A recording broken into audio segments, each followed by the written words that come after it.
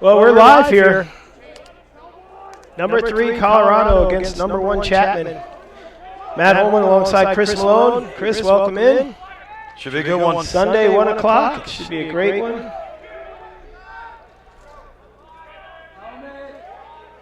Jenkins came up with the first face-off, but Colorado's attack was able to ride him, get the ball back, and here we are.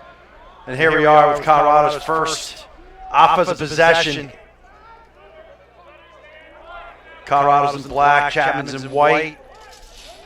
We'll do our best with the Colorado numbers.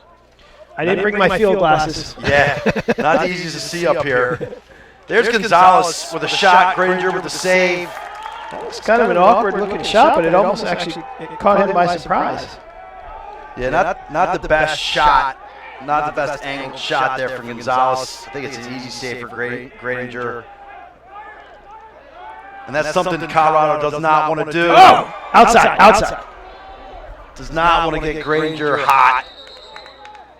Want to make sure you take quality shots every single time. The backside hold there on Chapman on that defender, on the shooter there.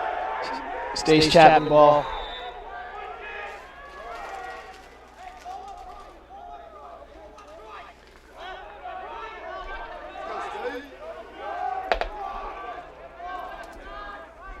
Got the first midfield out there for Chapman with Gardner, Regan, Riley and Kelly. Chris Malone getting early shout-outs. Some former Sun Devils are in the stands. Good to see them. Oh, it's a great shot by Wesley Greason on the doorstep, but he got stoned. This is going to be a battle between the two goalies. Makarov solid, Granger solid. Expect both of these guys to be well over 50% today.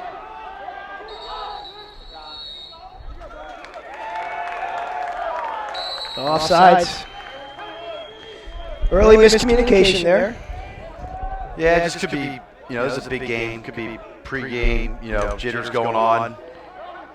You think any of them are nervous? I mean, this is a huge game. 1 versus 3.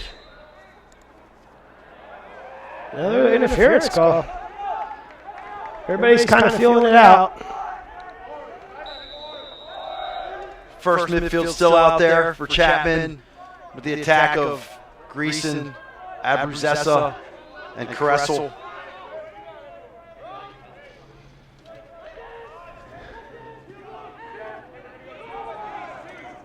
They're on the doorstep. One more step to glory, as they say there. Yeah, that's Abruzesa's right hand. He's a lefty, so that's not the most comfortable spot for him. There's a good look, though. Wow, nice back shot. I don't know if he needed to go behind the back, but Kressel, nice cut. I think that opportunity there, Chris, you want to bury that in the top corner. Yeah, I don't think you need to go behind the back. Save those for... But Chapman looking good here, looking pretty comfortable here on offense, getting some good looks. There's Greason with a shot, high to high off the far pipe. Sings the far pipe corner. Bounces in. It's going to put Chapman up 1-0. Greason leads his team in points with 15 goals, 15 assists. It's his 16th of the year. Puts Chapman up 1-0, but as I was saying earlier, Chapman looked pretty comfortable there on their possession, getting good looks. And Greason. Yeah, that's the third shot. Third shot of that possession. Yep.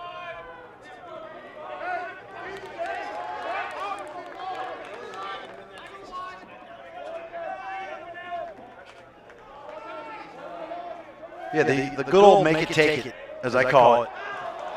Unforced error by the Buffs. The Buffs have turned it over a few times here early on.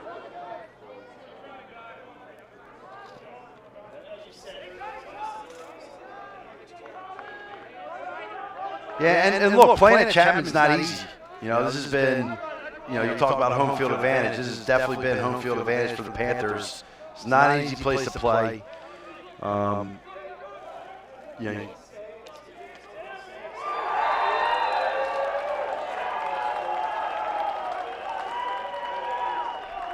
Abruzesa. Abruzesa scores his 16th of the season. And that's the matchup, right? You got a close defense of Colorado. That's the one thing that I've said about Colorado coming to this game is they do give up a lot of goals. Gave up a good amount against Grand Canyon in their first game. Gave up double digits against Arizona in their second game. I believe Boise got double digits on them. So they give up a lot of goals. But they do score. Obviously, they score a lot of goals as well. So, you know, if you're Colorado, even though you're down 2-0 right now, you're still in this game. I mean, obviously there's a lot of time left in this one. So don't put your head down. You know, just stick with it.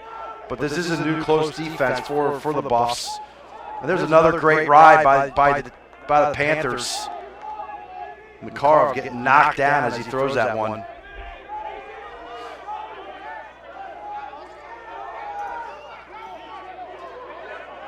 Molnar over to Gonzalez, over to Clayton. Clayton, the nice little sidearm high shot. Granger all over it. Both these teams will push the ball. As you saw there, Molnar goes. I don't even think Colorado had all their guys on the field yet. And Molnar's pushing it. Defender trips, falls over. Molnar finds Gonzalez. Gonzalez finds Clayton. And Granger comes up with a nice save. Got to put a little bit more heat on that one.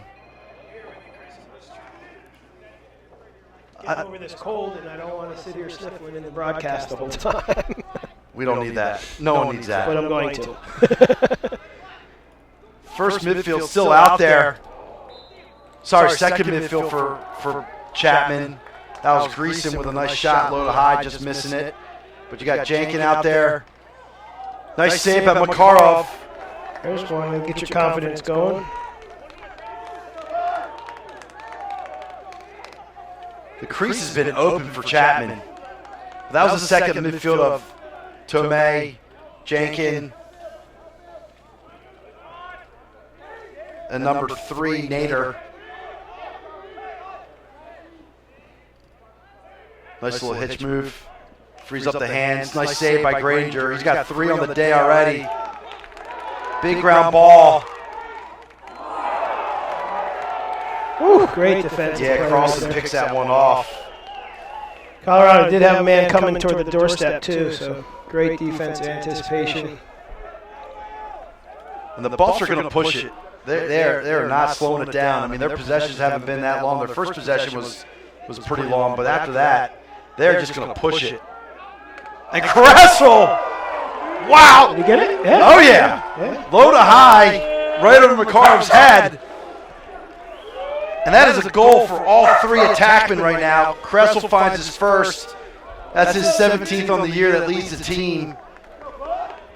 But their attack of Greason, Abruzesa, and Kressel, they all have 1. Panthers up 3-0. And that's going to be the challenge today for the Buffs. How can they contain these 3 guys?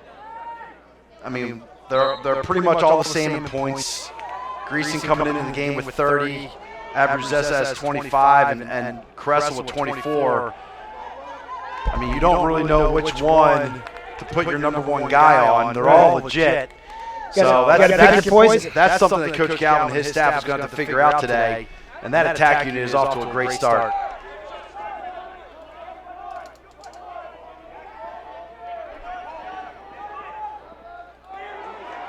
Easy save for Granger there. He's got 4. Those are confidence saves right there. I mean, it's not a difficult shot, and you're going to give them momentum like that.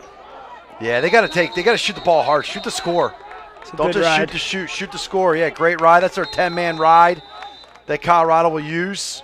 They'll use it all game long. Yeah, they caught Greason playing without a stick there, so procedure go back to Colorado. We were at the 7:45 mark of the first period. 3-0 Chapman Panthers. Errant shot there by Colorado. Good backup, though, there. Yeah, Colorado has their second midfield on right now. Better ball movement here. I do feel like they got to slow it down a little bit. Give their defense a break. Give everybody a touch. Give the D a break. Let them get their feet under them. 3 goals is nothing. You know, I watching a little ESPNU yesterday, and not to pick on the announcer, but he equated a 2-goal lead, and he was almost writing the other team off. And I thought, there you go. Not in games like this. No, I don't think in any college game it's very rare that it was 3-0, now it's 3-1. You can score goals. 7 minutes to go in the first. And I want to say, trying to get the number here, but I think it was number 5 for Colorado. Wiesner. Is that? That's our boy Wiesner. Is old Max at it again? He's usually firing them from the outside, but there he was behind the cage. Nice little dodge. I think Coach asked him to change up his game, Give me an inside game. Show him what you got. Yeah, that's his 10th of the year. Monarch Broomfield, Colorado product out of Monarch High School, Max Wiesner. And we're referring to the last time we saw Colorado against Grand Canyon, and I'd say Max had a coming out day. Three goals in that contest. 3 goals, had 2 second in the half. Fourth. Yeah, had all 3 in the second half, had 2 in the fourth. I mean, really helped to keep Colorado in there and get them to the point of going to overtime. Now, the one thing Coach Galvin told me this morning, actually, that Wiesner had the flu the last 2 days or so, but a flu's not going to hold him out of this one. No, but I can tell you it does slow you down just a step. It does slow you down. I wouldn't call it the flu. I've got the Henderson, Nevada hangover from last year week. And as you can see, Wiesner's actually not. He's standing behind everybody. Yeah. That's a great slide by the Buffs D. And I love the good no call there. It's just a good hard play. Referee Deron Hansen there. Let him play. Let him play. Yeah, Lucan's dropping the hammer on that one. Here's Molnar. Great face dodge, folks. High to low. Molnar, it's a little coming out party for him. He's proud of Corona Del Mar. Yeah, he's got family here. Yeah, out there with GW Mix. Nice little right to left split dodge. Goes high to low right between the 5-hole of Gradinger. And here we are, 3-2, 5:47 to go. First quarter. And as I said, 3 goals is nothing. And it starts with the defense, right? Defense gets a stop. Yep. Puts Kressel on his back. Kind of got the crowd into the game a little bit, the Bus fans, and then boom, Molnar goes with it. A hit like that shows your teammates, hey, we're not afraid of these guys. Home, away, doesn't matter.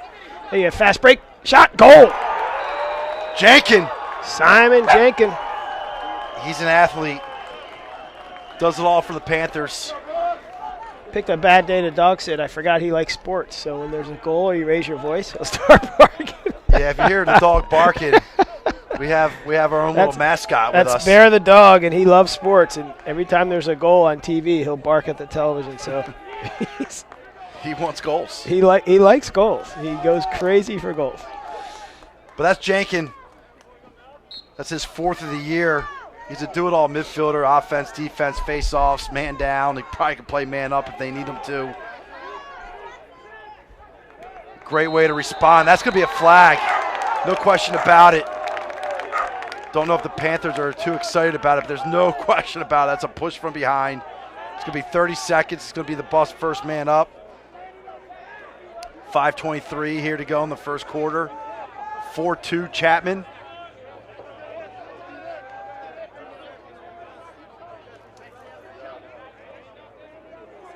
Not surprised this is kind of where we are right now in this game, just back and forth. There's going to be a lot of goals. Makarov and Granger are going to have good days here.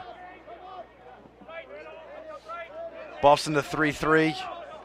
Good ball movement right now.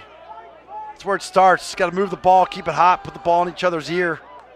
And then you get the shot! Wiesner! That's the rip we're talking about from that guy. And, he had a great screen from the Chapman defender that decided to duck down, which, I guess it's the way the rules are going, you can't absorb those shots, but he ducked at the wrong time. The goalie literally looked at him like, really? You gave me a perfect screen. Hey, as shooters, you want to use the screen, right? You want to shoot around guys. So Wiesner does a good job there. And that stick side high on Granger, who's Didn't even move. One of the top goalies in the MCLA. Yeah. 4-3, 5:04 left in the first. You know, Chris, you start driving over here at Sunday, you want to be just relaxing at home. But at least we're getting a good game, and that's the only thing really that kept me coming here. We had a little traffic on the way up. And this is going to be a battle. Yeah. Let's do early score predictions. Tweet us out. Hit us up on the Twitter feed at SLC Lacrosse. Let us know where you're watching from. If you want to venture an ending score.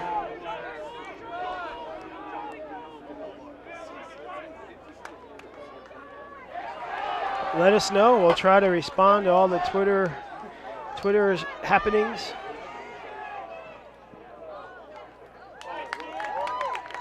Chapman playing aggressive D right now, getting the ball on the ground.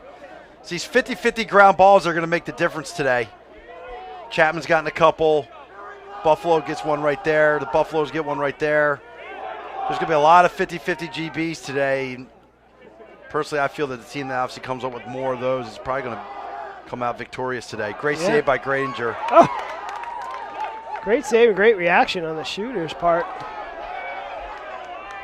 Chris Bolin there, able to recover his own shot, but then we lost out of bounds here behind.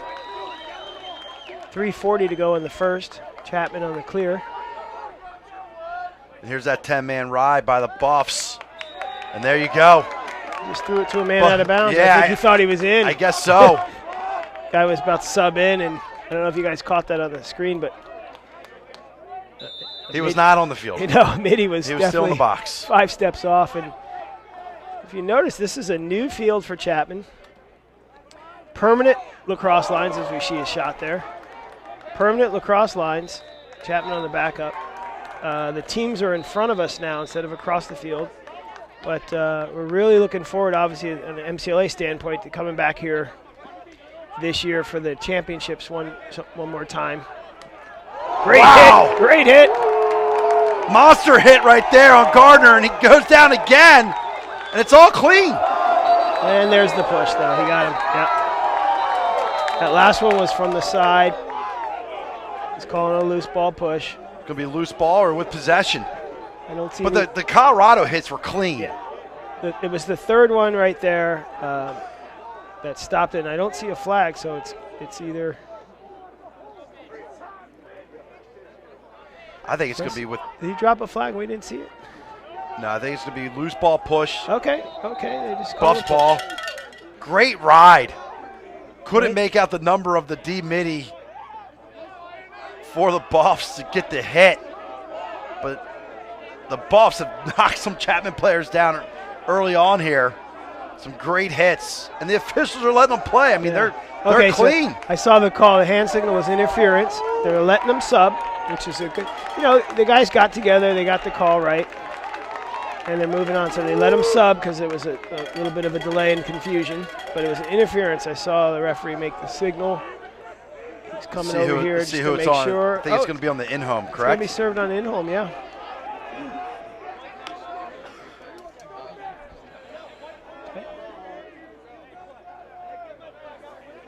Well, here we go. Buffs again on the man up. Wiesner scored on their first man up opportunity, so the Buffs are 1 for 1. 32nd man up coming in here.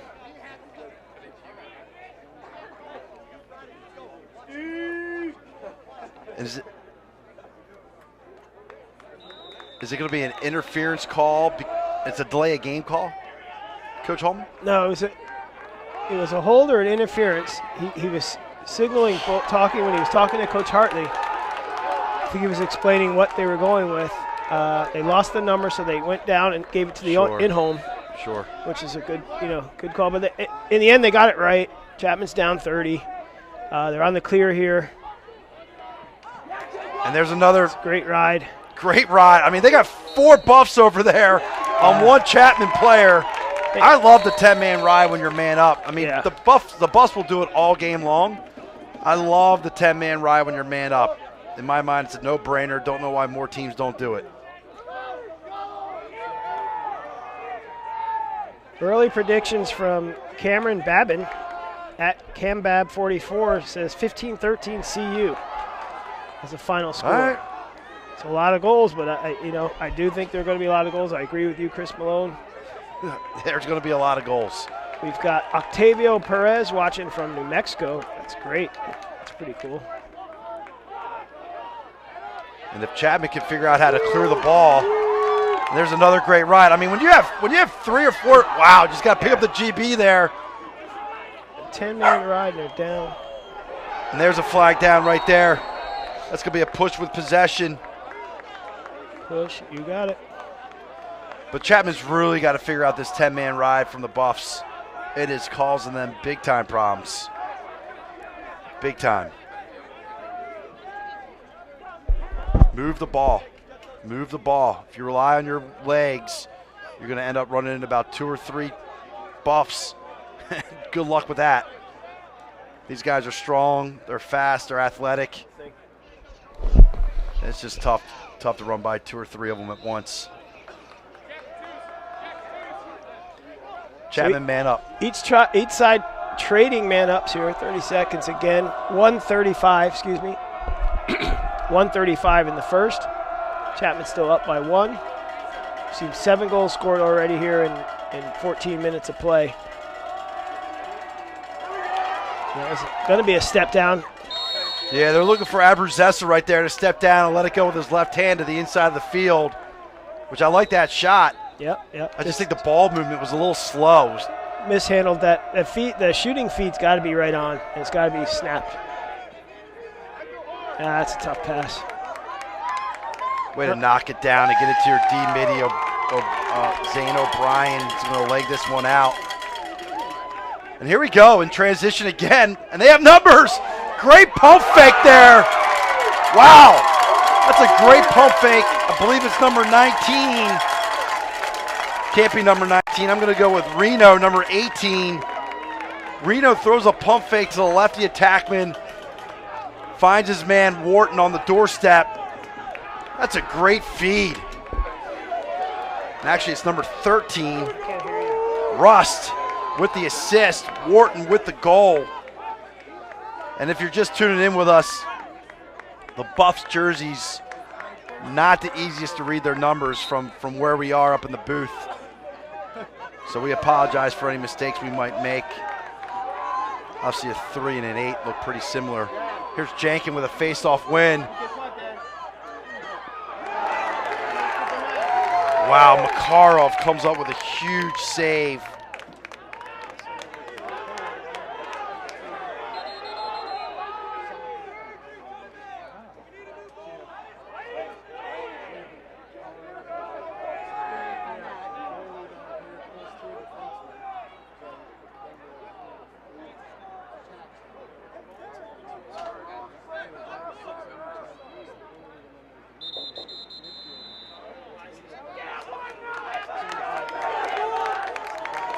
He's down. He's taking a knee right now. He's still not moving.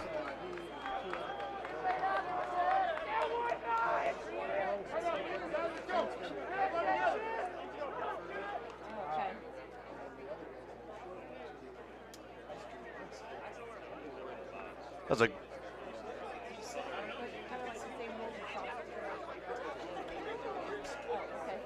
sure.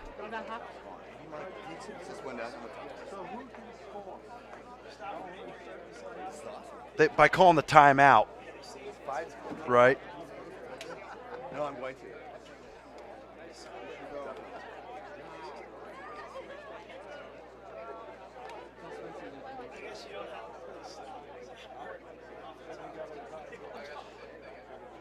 Yeah, I mean, look, you only have 30 seconds to go in the quarter. Personally, I would get your backup goalie in there, right? Save your timeout. Just clear the ball and you're good. It's only 30 seconds. It's not like it's 4 minutes.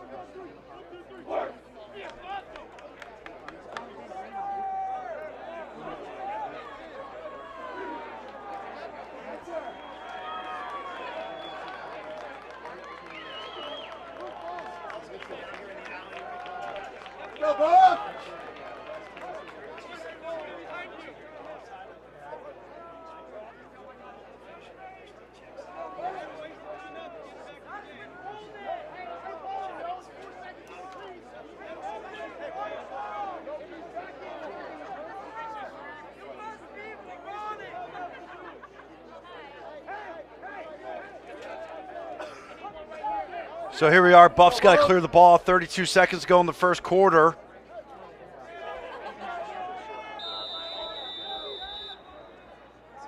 Yep, he's going to just run that out. Yeah, this is O'Brien.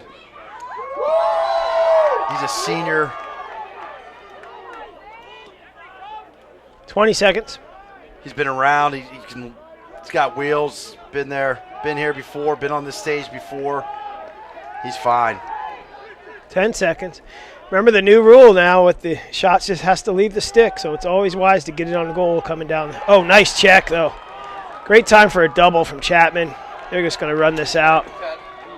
And that's Melby. That's Melby, who was, I believe, the MCLA Player of the Week. Oh, yeah, you're right. That's Titterton with the slide. That's going to do it for the first period here, folks. We're going to take a quick break. We're going to come right back after this short message.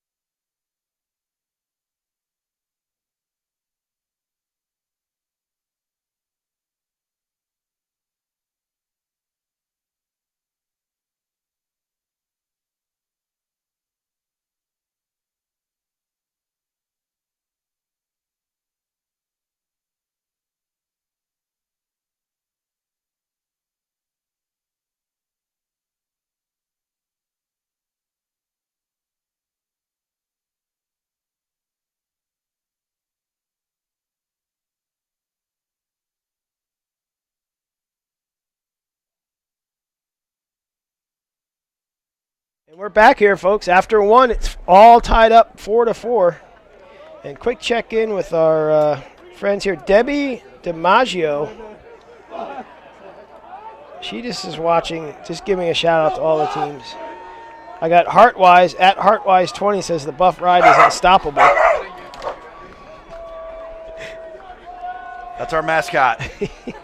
If you're just tuning in. He wants to get out and go swimming in the pool over there. That is our mascot who loves to bark. But, hey, it's 4-4 at the end of one. So exactly the way we thought it would go. Chris, tell me about this ride. You know, we just had somebody tweet in saying it's unstoppable. It's just that Chapman's trying to use their legs, and you got to move the ball. You can't try to leg it out. You got to move the ball, right? Guys have to get open. So obviously, if I'm Coach Harley, that's the first thing I'm talking to my guys about is their 10-man ride. Yeah, ball moves faster in the air. Because when they've had the ball, they've had their way with the Colorado defense. Right. So two different styles of play. I mean, Colorado lives off their 10-man ride, gives them more possessions.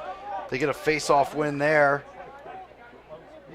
Where Chapman loves to run up and down, so it actually hurts Chapman's transition game. We'll see if they're able to make the adjustments here in the second quarter.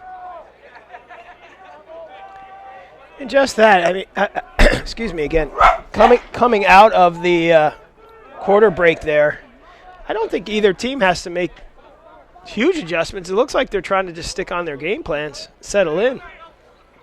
Yeah, just take care of the ball, right? Take care of the ball. Limit your turnovers. This is a real solid possession here from Colorado. Yeah, I'm impressed right now with the Chapman defense. I mean, the Chapman defense, the last couple possessions have been pretty good. 6-on-6. McCannon whiffs on the shot there. Oh, almost that could have easily been a slash on the back. You know, he pulled up. Oh, great defensive play by the D-Midi and Chapman. That's Melby again. Guy's a beast. Oh, and he's got a pole. He saw the pole come out of the box. Good hustle. And he just explained why he got Player of the Week last week. And right there, just at the end of that, Chris, the patience. You know, a lot of guys will run it down, they get out of traffic, and then they rush and try to go to the goal or something, you know. He just kept there. Hey, I touched it up. All I got to do is wait for somebody to break open. He's a junior. He's from La Costa Canyon. Nice little SoCal product. But Greason with the short stick could take that all day. They definitely have to go early, and they do. Regan just misses high. It's good ball movement there. And that's Regan Kelly. Yeah, great ball movement. I mean, you got Greason and Gardner next to each other up top. It's tough. There's Greason lets one fly right off the pipe. You got to run that out. You got to run that out. Yeah. Got to give it to the Buffs. Yeah, he stayed in bounds. The Chapman player ran out of bounds. You got to stay in bounds, closest to the ball, where it went out, when it goes out. So it's a great, smart play by got to give him 5 yards. John Clayton there from Colorado. Well, Shriver from Chapman went out of bounds. Yeah, as soon as you step out of bounds, now you're not closer. You're not in the play. Yeah, you're out. So Nick Vreeberg wants us to give a shout out to Jesse Foss over there at LCC for producing O'Brien and Melby and countless other players. Yeah, seriously. So, great save by Whoa. How about that? He thought the ball went behind, and it stuck right there on the crease, and everybody kind of bailed out. That's Granger's 6th save of the game. But yeah, back to Coach Foss there. He's been doing it since Coach Hartley left. Yep. And he's built quite a reputation for putting out quality players at all different levels, not just MCLA, NCAA as well. There's another turnover. Eric passed there. But just no. I mean, Abruzesa had it and lost it, but he's got to get through 2 or 3 guys. That's the problem. I mean, the 10-man ride does not end until you really get that ball in the box. In the box or at X. Yeah. But I believe Coach Foss was with Coach Hartley as an assistant. He was. Before he became the head coach. I had the pleasure of taking my brand new high school up to LCC a number of times. So, yeah. But I love playing. For me, as a coach of a new high school, we were a new school in the district, and I wanted to play LCC in Torrey Pines twice a year because there was nothing learned from playing somebody that you're going to go out and beat 11-1, you know. No, 2 great programs. Poway obviously won it last year. They're a great program. Coach Burke's done a good job there. A lot of good programs in San Diego. A lot of strong programs in Southern California. Yep. That was a timeout called by Chapman. He saw his player in trouble. Good timeout, Coach Hartley. The 10:56 mark, we're still knotted up at 4. The SLC game of the week. We're going to take a quick break during this timeout. We'll come back to you with more game action.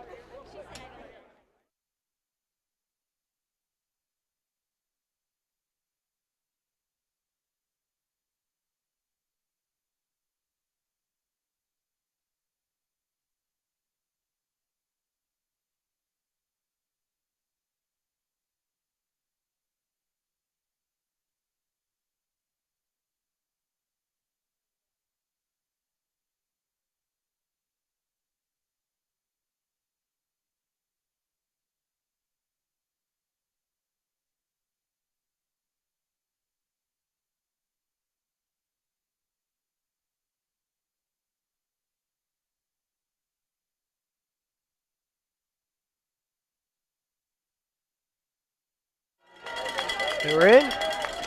We're back here. 10:56 to go in the second period. All tied up at 4. This is the SLC game of the week. I am Matt Holman alongside Chris Malone. Chris, that was just, I think, a settling timeout for Coach Hartley. You know, they just need a possession. You got the ball over into your box, and your man was double teamed on the sideline, literally seconds away from being pushed out. So good timing for that. And like you said, you need a possession. They'll get shots. If Chapman can clear the ball consistently, they get down on offense. They have some horses down here on offense. They're going to get looks. Colorado started that in the zone right there. Bounced back into their man package. You have the second midfield out there. Jankin, Nader, and Tomei for the Panthers. Wow, great save. Good save. But as you can see, Greason is kind of having his way right now. Kind of doing whatever he wants. He didn't see the first 2 well. Since then, he's done well. And here's D. Mitty taking a shot. Great save by Granger. I like that shot. Mishandle here.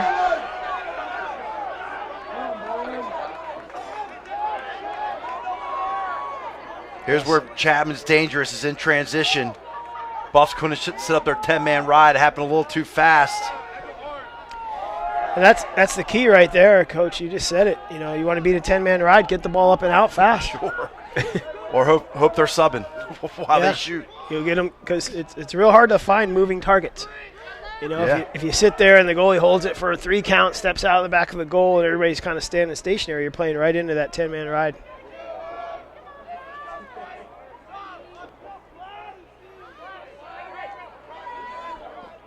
Oh, okay. Dylan Gardner. He's not shy. Portland, Oregon product there. I like the shot, actually, because he shot it right off his cradle, so you didn't know it was coming. Yeah, he's their top midfielder. He's a sophomore. Had a great year as a freshman. Continued to keep that going here into his sophomore season. 14 points coming into this game. The 8:40 mark of the second period, as you see a step-down shot, stick high, easy save. Yeah, Makarov's going to make that save 10 out of 10 times.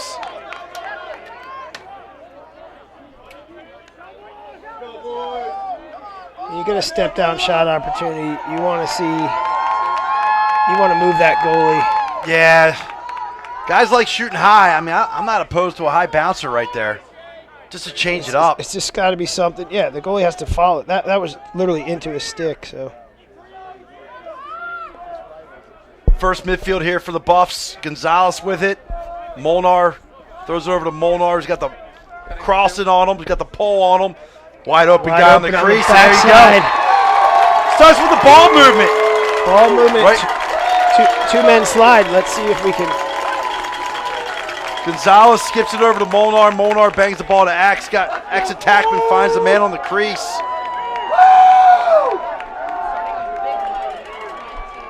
Well, two men stepped out, and you're going to leave one open if 2 men slide to the ball. So that's going to be Ben Willows, number 36 with the finish. It's his second goal of the season. Timely goal. 7:53. Got a procedure fault. That's the second one on Chapman. That is the second one, right? One more, they'll be man down. You really want to just get set, wait for that ball to be placed, and play the whistle. Now you're at 2, and you're going to go out there all nervous. Buffs settle into their offense, 7:30 to go in the second. A little bit slower pace here compared to the first quarter. But once again, if you get the ball movement, you're probably going to get opportunities. Yeah, you saw they were trying to force that crease. There's that 50-50 ground ball. Clayton had it. Didn't think anybody was around him. He's got to keep moving his feet. There's the ball movement. Wiesner has a cannon. But Siegel with a great trail check. Yeah, he probably read his scouting report because he knows that kid's got a right-handed gun, but he stayed ready, waiting for it to come back. Yeah, Wiesner wants to stop and pop, but here's that 10-man ride now. Here's the 10-man ride. Oh, we just have to catch the ball. And there's another turnover. Ball still on the ground. Nicky Mullins able to pick it up. That's a solid fake. Yeah, great pump fake. Solid fake, and then Chapman's on the run. Colorado's got all 6 guys back. So if you're just tuning in, Chapman started out this game 3-0. Buffs were able to bring it back to 4-4 at the end of 1. And the Buffs have the lone goal here in the second quarter to make it 5-4.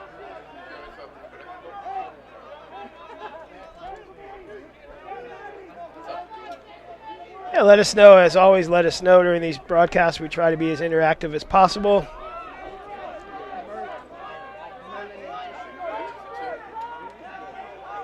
Matt, what is that? What is that Twitter handle? That's it's up on the screen there. At SLC Lacrosse.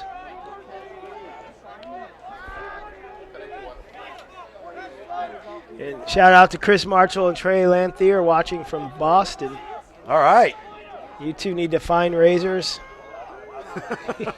I mean, you got 2 redheads with beards. It just doesn't look good. Hey, I did not say that. All right. Let that be Well, noted. you know, Marshall's been trying to give Lanthier fashion advice for over a year now. I've witnessed it firsthand, and it's not pretty. All right, back to the game here. Good defense here by the Buffs. Once again, I would give the ball to Greason and Gardner. Greason finds his man. Jeez. Nader. Nice little pump fake high, finishes low.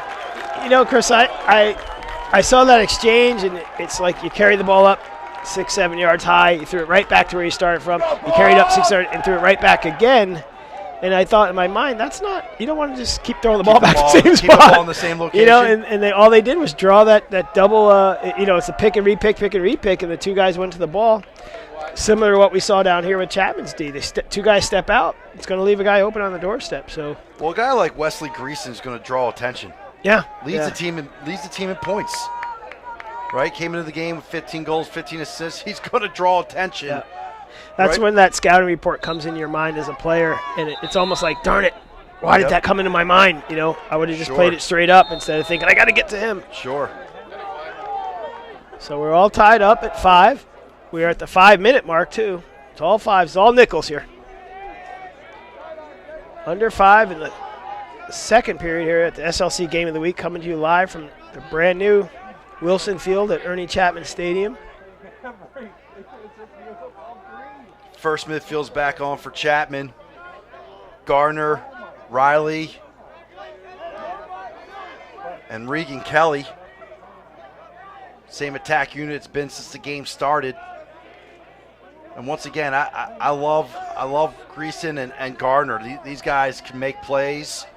They draw attention. They make the guys around them better. If I'm Coach Hartley, I'm looking to maybe get a pick for one of these guys. And here we go. Here it is. Now Gardner's got the short. He draws a double. Here's the one more. Oh, goodness. And there's a shot. Hang the pipe.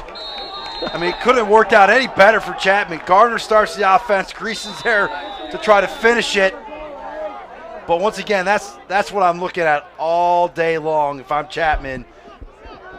Make the Buffs go into their zone. But use that two-man game.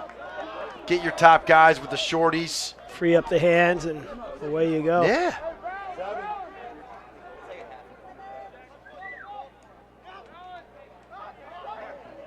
Good poke check. Way to play the bottom hand there.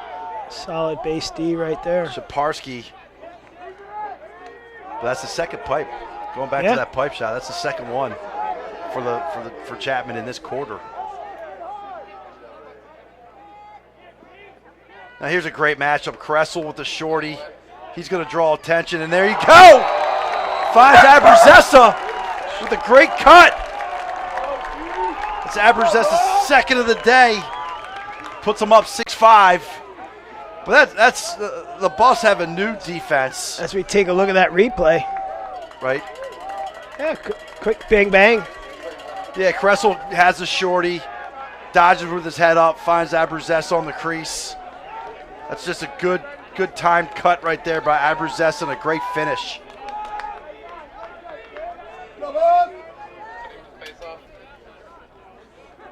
But I mean, look, Kressel gets a short stick. I mean, it's going to be a tough matchup, and that's the one thing Coach Galvin's going to have to figure out here at halftime, as we're at the 3:08 mark of the second quarter.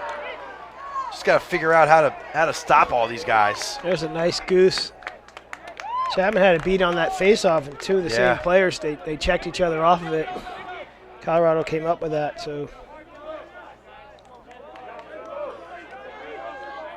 Great face-off win for the Buffs. Right, Chapman scored the last 2 goals here. So they needed that possession. Here's Molnar. 2:30 in the second. 6-5 Chapman. First midfield's out there for the Buffs. McCannon, Gonzalez, Molnar, Clayton Wharton, and Willow's on attack. And fans, don't go anywhere. During halftime, we'll run the coaches' interviews. Chris got to sit with each coach prior to the game, before all the chaos started. So we'll hear what their views are as we're going to get a hold call here. if not a slash. I don't know. Oh, timeout. So there's a penalty. Coach Galvin calls the timeout right after the penalty. I think we're going to have a hold. Definitely flag down first. I don't know if they're going to call it or not. Clayton was getting doubled there by the Chapman defense. I think what you'd want to do, and I'm just guessing here as an official, is do not – well, they gave Colorado a timeout. I would have asked the coach if he really wanted it right then because he's calling it a hold, it looks like. Okay, so he's calling the timeout before the penalty occurred. It's the only Which way I can see that. If you're picking up the flag, it's the only thing I'm pretty thinking much is bang, bang. yeah, you're giving the Colorado its timeout, and you got to pick that flag up because and what it is far side, near side. The near side guy heard him say timeout. You're going to react to that. You do a quick check on the coach, make sure it was him that yelled timeout. You blow your whistle. He doesn't know that the far side guy on ball is dropping his flag, so that's fine. And Coach Galvin didn't have a problem with that because he knew he called the timeout. So we're back 2 minutes to go. 6-5 Chapman. There is no man now. We're all even. Hello, Elk Grove Gal. Hello, Michelle Mendoza. Hello, Joe Paris, our friend Joe. Hopefully we'll see Joe at the National Championships calling some games. He's got the RMLC locked up on lockdown as far as teams and announcing and stuff, so always good to hear from him. Wharton's got Mullen hung up. Couldn't do anything with it. Chapman's kind of playing a little loose D inside the box here. I feel like the Buffs are kind of just letting the clock run, and they might down. be holding for one. I don't know if they're holding for one or – but, I mean, McCannon's guy fell down, and he didn't even – well, there's a shot. Not much angle there by Willows. But McCannon's defender fell down early in the possession here after the timeout. He didn't even think about going to the goal. He didn't even go at 110. So it looks like they're just taking their time. That shot might have been a possession shot, just so they don't put the timer on. But if I'm that officiating crew, I'm thinking about a timer on. That was not the best shot you could have taken. Tough pass right there. But pick it up and move it. It's the name of the game. If you want to go on one more, go one more. There's that inside look again. They're really pushing that issue today. And they're obviously seeing something that we're not from the booth, but that's the third or fourth inside look I've seen. As Chapman comes down here, gets stuffed. Wow, what a save! 3 times. No goal. Wait, I heard a whistle. Yeah, I don't think they're going to give him the goal because you did have an injured player. Let's see. They're going to talk about it. But you want to get the trainer out there first, tend to that injured player. So we get Kressel. Explain this one to me. Kressel takes a shot, hits the defender. Defender goes down. He goes down real slow. The ball's still live. And it came right back to Kressel. He was able to get that second shot. It came back to him again. I think that third shot is when I realized, too, that player is actually down. You know, because we've all played. You go down slow. Is that automatic? He's in the fray of play, so you're going to stop that because of the injury. If it was, if he was on the backside, they would have let that play continue. He's not in any danger. But he was right in the area. Right in the mix. Yeah, and so clearly. You got to blow the whistle. So the officials in your mind did the right thing. Yeah. That's a tough one if you're Chapman. We're just making sure, but it looks like they're not going to award the goal because everybody's standing where they are. No goal. The officials blew it, called it dead right away. And these two teams and these coaches know that if that was their player, they'd want the same treatment. You got a guy hurt. He's literally on the ball, and hopefully it's not a neck injury or anything. It looks like they're checking something out higher. No, look, I'm not saying that they shouldn't have blown the whistle. I'm just saying that it's just one of those things. If you're Coach Harley, you're like, dang it. Yeah. You're like, I'd love to have that goal, but I understand why not. You lose this game by 1 goal. What are you looking back on? Yeah. You're looking back on this play. The momentum goal, they go 7-5 up at halftime. So luckily the young man's getting up slowly, and he's on his feet, so everybody's giving him a round of applause. Can't really see that number. Looks like he might have gotten that one right in the neck or chest.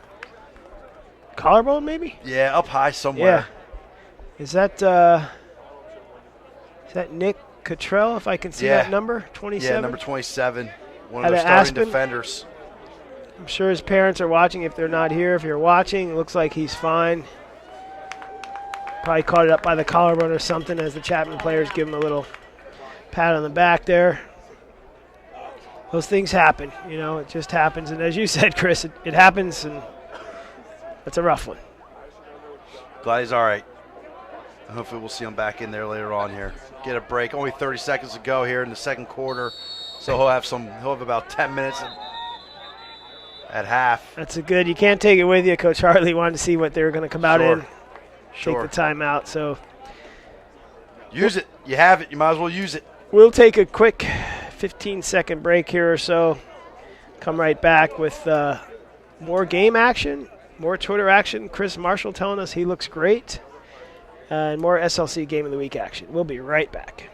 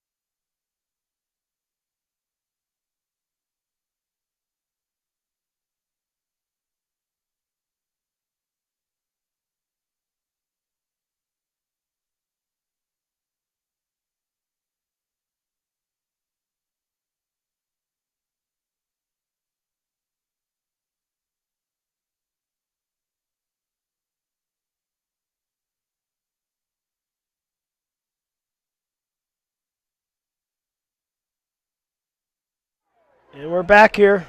27 seconds to go in the second period. Matt Holman alongside Chris Malone.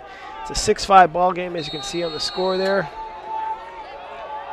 I didn't give an early thanks to TVX Video, our production partner in these games of the week. As you see, Wesley Greason working the X position there, ping-ponging back and forth. And again, that's the third or fourth time.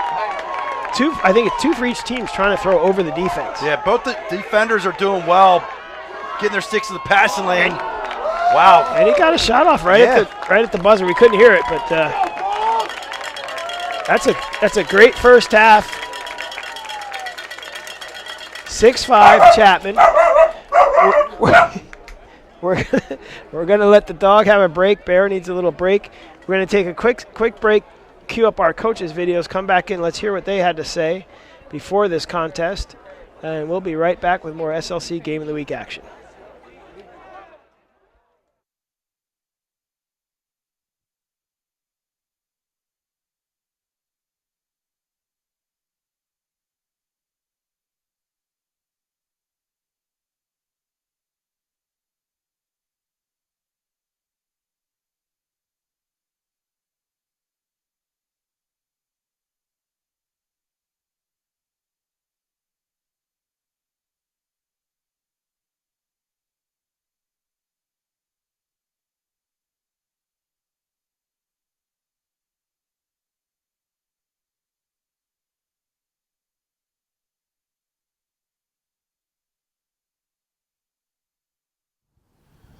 We're joined here by head coach Dallas Hartley of the Chapman Panthers. Coach, thanks for joining us. Absolutely. You're coming off a big win Thursday night, 17-3 over UCLA. You're 7-0. You're ranked number 1 in the country. You got number 3 Colorado in town. What do you look at today as some of the keys for the Panthers to come out with a win? Well, match the intensity, and we got to hustle. We got to win some hustle stats. They're an incredibly fast team, and they're great in transition on offense, and they're going to ride you till the end for 60 minutes. So we've got to clear well, and we've got to get in the hole and stop defensive or get our defense set against their early offense. Yeah, no question. They play a lot of bodies, and they're all over the field. And you're familiar with them. You've played Chapman over the last couple of years, or Colorado over the last couple of years. Is there one area? Is there a matchup today that you look at as a matchup that you definitely, if you win that matchup, you feel like you can win the game? Well, I think our goaltender needs to play well. Gus has got to do well against their shots and their early shots and possessions. And then I think Steve Caressel, he was our number one attackman last year, and we've got, usually teams are putting their number one defender on Greason now. So I think that Steve and Dave, those two attackmen, need to have big games for us, and we've been working in getting them more involved in the offense. So I'm excited to see them in their matchups. And then Dylan Garner, he's got the green light to go all day at the midfield and even against the long stick midi. So we'll see how that matchup goes. Yeah, you definitely have a good little 1-2-3 punch on the attack. I think Greason's coming in at 30 points. Abruzesa is at 25 and Kressel's at 24, so you don't really know who the number one guy is. I mean, that's a great thing to have as a coach. And any day it could be somebody else, right? So definitely looking forward to your attack going against their defense. Yeah. It should be a good one. So, thanks for stopping by and good luck today. All right, thanks, Chris. Appreciate it. We're joined here by head coach John Galvin of the Colorado Buffaloes. Coach, you're coming off a pretty solid win on Friday night against San Diego State. We're here at Chapman. You're taking on the number one Panthers. What are some of the keys to today's game and some of the areas that you've worked on during the week to get ready for these guys? One of the biggest ones is definitely us concentrating definitely on their offense. They have a great attack, great midfield unit, and obviously, another solid goalie that we have to face. So again, they're a really well-rounded team. Obviously, they're ranked number one, so and for a good reason. And they had a great couple of games in the last few weeks. But I think our big keys are definitely gaining possessions, getting some of those extra possessions. Hopefully, being able to capitalize on those extra ones. And the more that we can do that, hopefully, keeping the game as close as possible. But hopefully, it's going to be a good one. So. Yeah, let's talk about possessions. You got Salami's your number one or one of your face-off guys, and you got Simon Jankin. We did the BYU Chapman game, and Vaso from BYU's been having a pretty solid year, and I thought Jankin did pretty well in that game. Do you have a couple options if things aren't going your way there? Or what's your key there? Well, a tremendous athlete in the field. I mean, he's probably one of the fastest guys that we've seen all year and probably will see this year. Definitely a tremendous face-off guy. So, we definitely have to manage the game very well at the face-off X. So if there are already, issues that we've got to address, we'll hopefully address them quickly. But again, he's a great athlete, great player, and hopefully we can neutralize him a bit. So. Sure. Well, thanks for stopping by. Appreciate it, and good luck today. Thanks. We're joined here by head coach Dallas Hartley of the Chapman.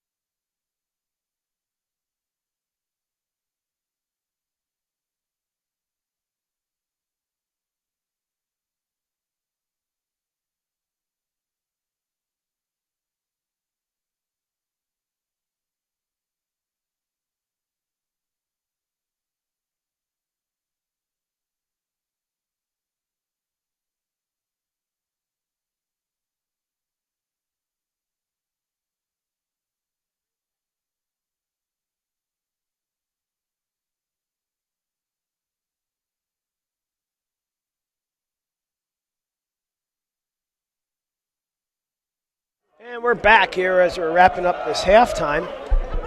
The SLC game of the week. Colorado 5, Chapman 6. Coach, you took some stats here. What say you? I mean, the stats I'm looking at, I mean, it's pretty much even across the board. We don't have ground balls. We don't have calls, turnovers, which I think are probably the two biggest stats that I would love to see right now. That should be in the cause turnover should be in the book. Oh, yeah. I would love to know where those numbers are. But you got Granger with 7 saves. I got McCarl with 5, so pretty even there. On the faceoffs, Chapman has 6, and CU has 7. So obviously pretty even there. Yeah. Chapman went down, or Chapman went man up twice. Yeah, No, Chapman went man up once. Was CU 0 for twice, 1. that's what it was. CU was twice. They were 1 for 2. So, not a lot of penalties in the game, which is always great to see. We don't need teams getting 8-9 minutes worth of penalties. So, defenses are playing under control. And to be honest, when they've been 6-on-6, I feel like both defenses have played well. Solid, yeah, and and that's it's shown in the score. It's 6-5. It's anyone's ball game still. See grading here. Yeah, that's a face-off win for Chapman. That ball, there was no possession there. Now they're clear. And here's that 10-man ride. Yep. Everywhere you turn is almost like you're doubled. Now these long poles have to become active now with this 10-man ride. Yeah, and you can't take too much time. You have 30 seconds to get it into your offensive box. It's a good dodge at the pole right there, and you're under. And there's the pole ball. They still have not touched it in. And I see the referee counting, so you're about 3. And there it is. Yep. Time violation, quick whistle, here we go. And Chapman got back, luckily. And this came in on Twitter a few seconds ago, and it's actually a worthy question from Craig Galante. What are your thoughts on how locals? Let's see what we got the call here. It's an over and back. Over and back, okay. It's another quick whistle going the other way. I actually don't think Colorado had enough players on the field. A little sloppy here to start the third quarters. Sorry to cut you off there, Matt. No, it's okay. There's a lot of game action here. Yes. So the question is one, though, I think we could address, though. What are your thoughts on how local SoCal lacrosse has grown these past few years versus traditional East Coast area players? And, I mean, we're both born and raised on the Eastern Seaboard, so we still have plenty of connects back there. And I'll go first. Sure. I'm looking at the rosters in front of me, and I don't know if you folks, got online and looked at MCLA.us and checked out some of these rosters, but Colorado's got a kid from Morristown, New Jersey, Massachusetts, Illinois, Indiana, New York, obviously California, Oregon, Indianapolis. Chapman's got players from Massachusetts, obviously a heavy California influence, Pennsylvania, Connecticut. So I guess to answer that in the easy way, how it's grown is you see a great ride here by Colorado. Good recovery by Chapman. How it's grown is that kids from traditional areas are actually finding non-traditional areas to go to school and enjoy a good education. California or Colorado weather. A nifty shot there, but better save. And realizing that I can play quality ball for an institution for 4 years, compete for a national title, and get all the bells and whistles of an NCAA program, minus maybe the top 15 to 20 teams. Sure. And not have it as a job. Yeah, I mean, you want to play Division I lacrosse, you got to make sacrifices to make that happen. Right. I mean, at the MCLA level, you're going to make sacrifices, just not as many. Right. But no, I mean, the sport's obviously grown in Southern California, LA, Orange County, San Diego. Just a number of players, just more players every year, and more programs every few years. They're just making a name for themselves. So it's a great place to play. Obviously, the weather. Weather's in their favor. And there's Molnar. Gets his second of the day. And I heard the Chapman goalie yell no angle. And there wasn't much. He went 5-hole. Goes 5-hole there on Gradinger. Not a whole lot of angle, just like you said, but he puts his stick in his left hand. And we'll take a look at that I know right everyone's here. seeing the replay. Unfortunately, I can't see it, but from what I understand, what I just saw, he put it in his left hand, got his stick to the middle of the field, which increased his angle. Yeah, he did. Did he shoot that lefty? Yeah, it looked like he shot it lefty. And that's that increases the angle right there. Salami with the face-off win. But yeah, going back, I mean, look, it's a spring sport in Southern California. You know? Still a spring sport. It's still a spring sport That's in what we'll Southern say. California, you know? So you're outside at 70 degrees, and that's an easy save for Granger right there. But that's a you're better outside outlet, 70, 80 degrees. The players here have an advantage over the East Coast players, if you ask me. Yeah, you're playing a traditional spring sport. And we've both watched enough of the coverage of the national networks and things of teams we know of and old friends that are coaching. Oh, he forced the crease issue there. And all the coaches are saying, they're echoing the same thoughts. Why are we playing games in February? Right. Why not go back to a hard March 1st start date? And I couldn't agree more. I don't. There's 10, 12 game season with a couple of midweeks, and you got it accomplished. Right, you got everybody on your schedule that you want. Right. So, but no, Southern California lacrosse has grown, and there's a lot of people to thank for that. A lot of people that put their time in. Can't just name a couple names because there's just too many people out there. Too many. That have put their time in to grow the sport. And it's, look, there's quality teams out here that East Coast teams would love to play. Yeah. Yep. Back to the action, 6-6. 10:18 to go. Colorado ball, obviously. Here we go. There's the slide. First midfield's out there. Sorry, second midfield's out there. I chuckle because that almost seemed like it was one of those shoulder head checks.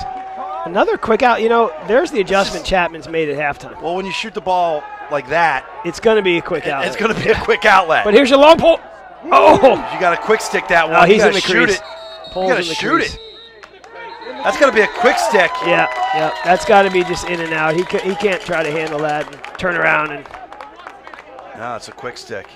But, I mean, the last two shots by Colorado were fast break shots. Have not been there. Yeah. I mean, Granger's turning those into fast breaks, like you said. But those have not been quality shots. I always say KYP, know your personnel. That means know who you're going up against and know yourself. Right. Know your teammates. I mean, the two players for Colorado taking shots they probably should not take. Should not be taking, exactly. There's a step-down opportunity. Good stuff by the defender. Another Chapman ground ball. They can get this out successfully. Just took too much time. Too much time to get the shot off. Boland's got to be able to release that ball much faster than he just did. And Chapman's 4 for 4 on these clears right now. Well, look, you can't sit up your 10-man when you're shooting the ball like that. The last three possessions, there's a look inside of the D midi. You got D middies handling the ball here. Just getting swarmed. That was the old, you take it. No, you take it. And that's Blasnak. But that's all right, though. That's all right. They're doing what they can do. Look out. It's a tough pass right there. Molnar able to handle it. Had Titterton right on his back. And I have no idea who that was to. That was a good lift check, too, as he was making that. I don't know if it was a pass or a shot effort, but you want to get rid of that. I don't even know where it is. Got stuck in the goalie. That gets stuck in the goalie's. I think it trickled right behind down the net, the back side of it. But I'm not sure why you wouldn't pass the two of your open players. I think that got stuck. I would love this. I don't know what is going on right now. That is not an over. That's not an over and back. He called him in over here, though. Was he? I don't know if he was in. He waved him in over on that far corner box. I don't know if he was in. I mean, they called him in. Yeah. So he must have been in. Yeah. But going back to Makarov's last save, I think that got stuck in his gear. In his gear, so he went behind the goal dislodged to drop it. the ball. Yeah, because you don't want to do that in front of the goal. In front of the goal. That was a smart heads-up play by him. Right. Makarov transferred to Colorado last spring. So transfer from the University of Maryland.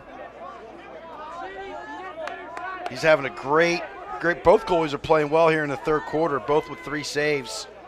Makarov's got 8 on the day, and so Chris, Granger's that goes got back 10. to, you mentioned Makarov. That happens. I see it a lot being here in Southern California for 30 years. I've seen it numerous times that a young man will have aspirations and leave the region. As you see, a great stick fake, but not a difficult save for the goal. But he leaves the region. Makarov is Wheat Ridge High School in Colorado. You go back to a completely new area, weather patterns and things like that. And you're 18, you can't, sometimes you're 18 and you can't tell you, oh, you're not going to like it, or you will, you don't listen, or you want to try it anyway. But you see a lot of players come back, as you just mentioned. Makarov came back to CU for whatever reason. You see a good trail check there. both defenses have stepped up. But yeah, there's more players transferring now, and that's an easy save. It's another one. We're seeing a lot of straight up. Oh, see a hold. It's going to get a hold there. Walk, get up clean. Get up clean. You got the flag. Get up clean. There you go. Flag is on. It's going to be on the goalie. It's going to be on Makarov. Yeah, should be on the Colorado goalie. Caught him up high. But look, you're seeing a lot more transfers now. Yeah. There's more opportunities to play this game, right, at a high level. Yeah.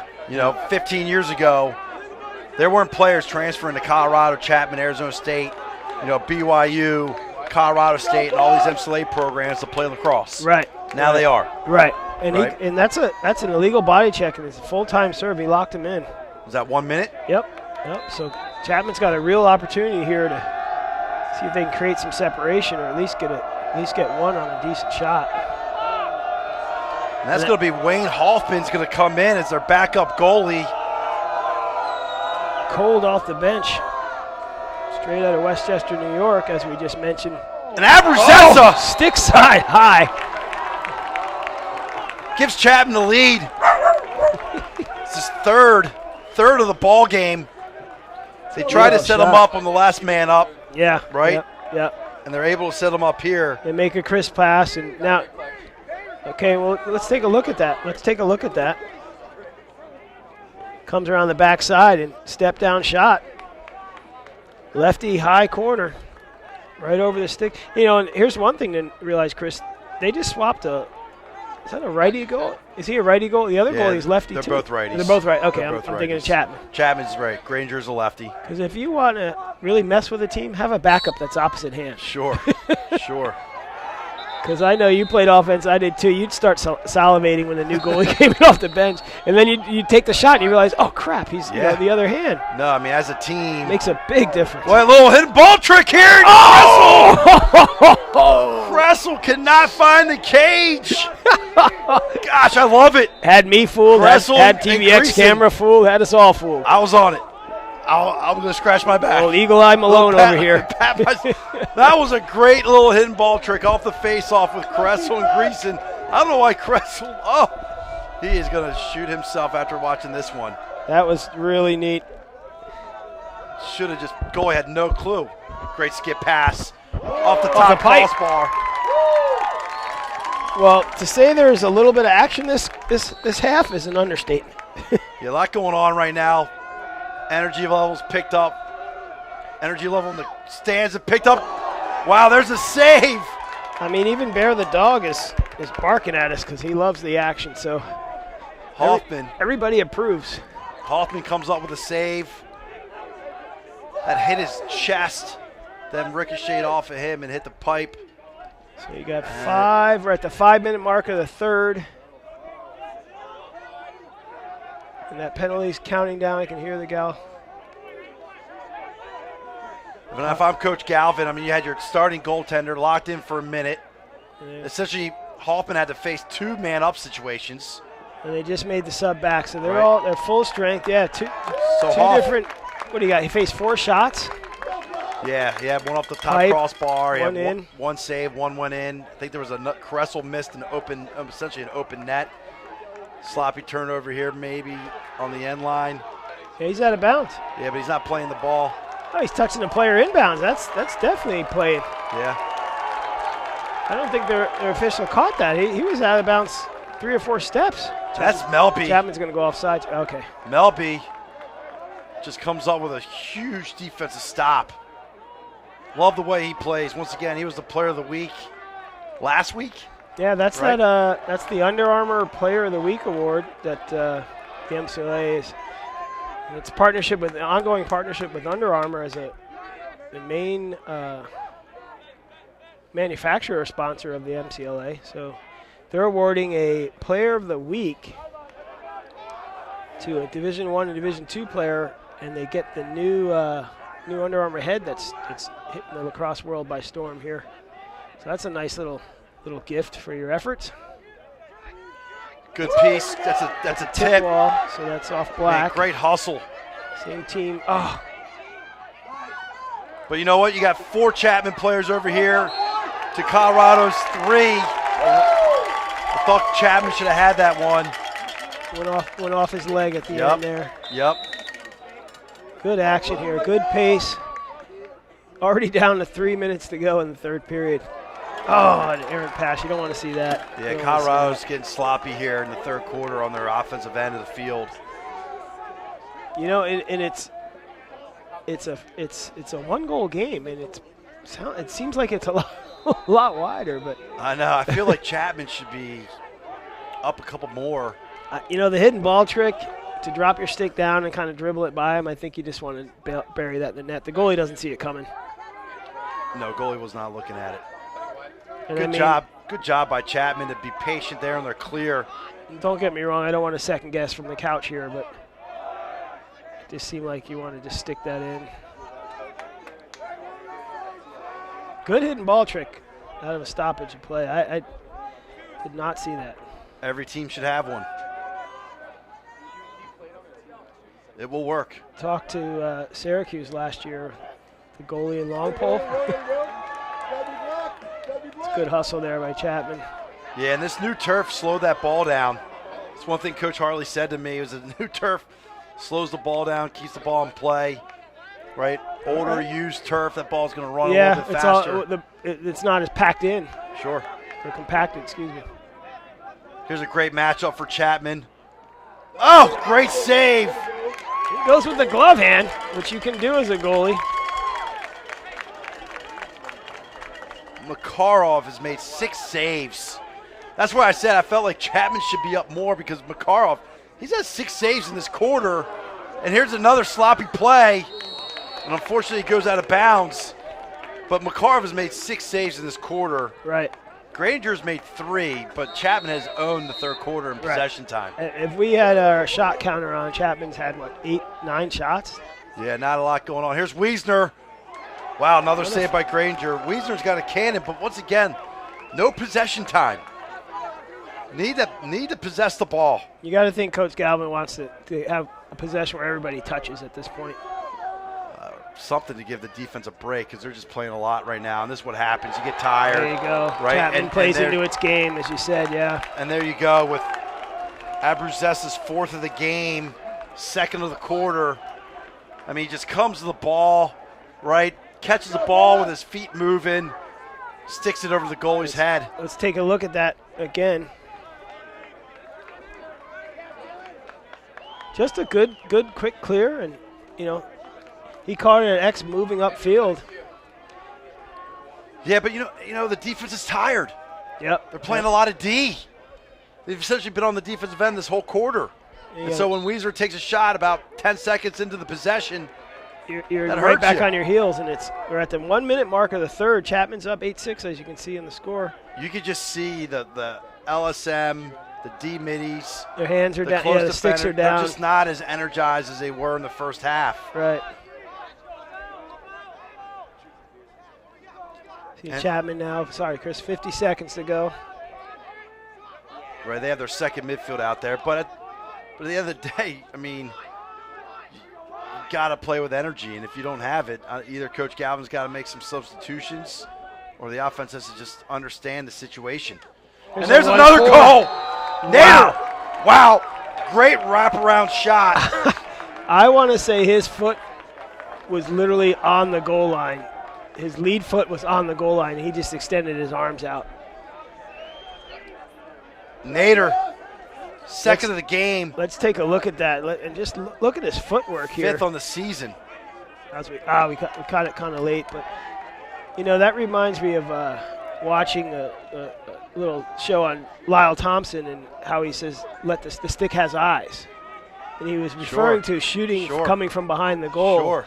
And he just extends his arms out, and you'll see his feet gives him a better angle at goal line extended or lower than goal line extended, but yet he just lets the stick do the work for him. As you see Chapman here, nice goose off this face-off, and they keep the pressure on here, coming under 25 seconds to go in the third.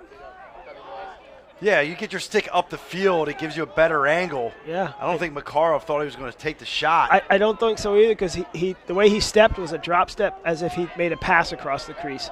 And there's another one. Wow. And we all had the angle on that one. That's a great camera angle, and that's just a good step back. And Steph Curry step back and let it rip. And that's Greason. With 11 seconds. Yeah, with his second of the day, puts it on Makarov's offside. Let's see if we can catch that again on the replay.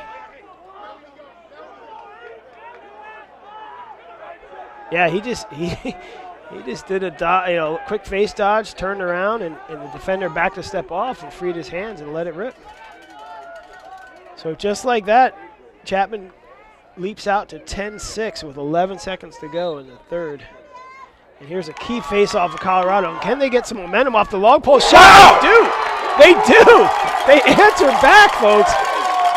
And that is what Colorado needed going in. Oh, looks like he might have injured himself.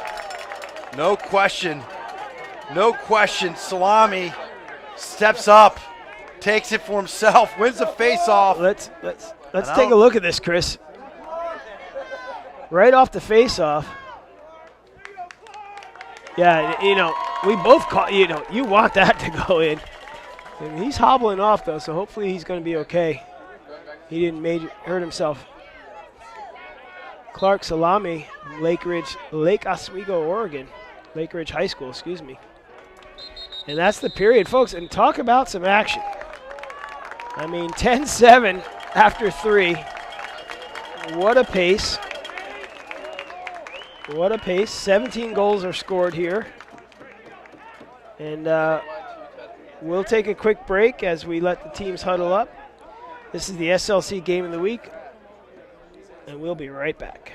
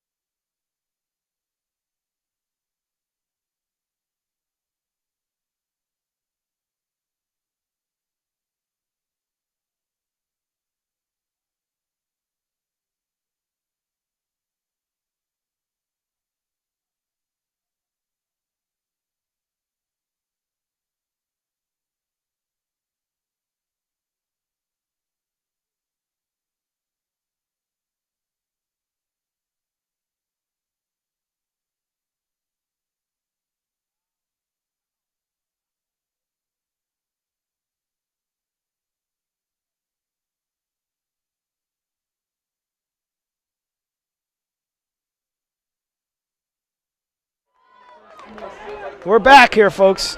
Fourth quarter action. Number 3 against number 1 at Chapman.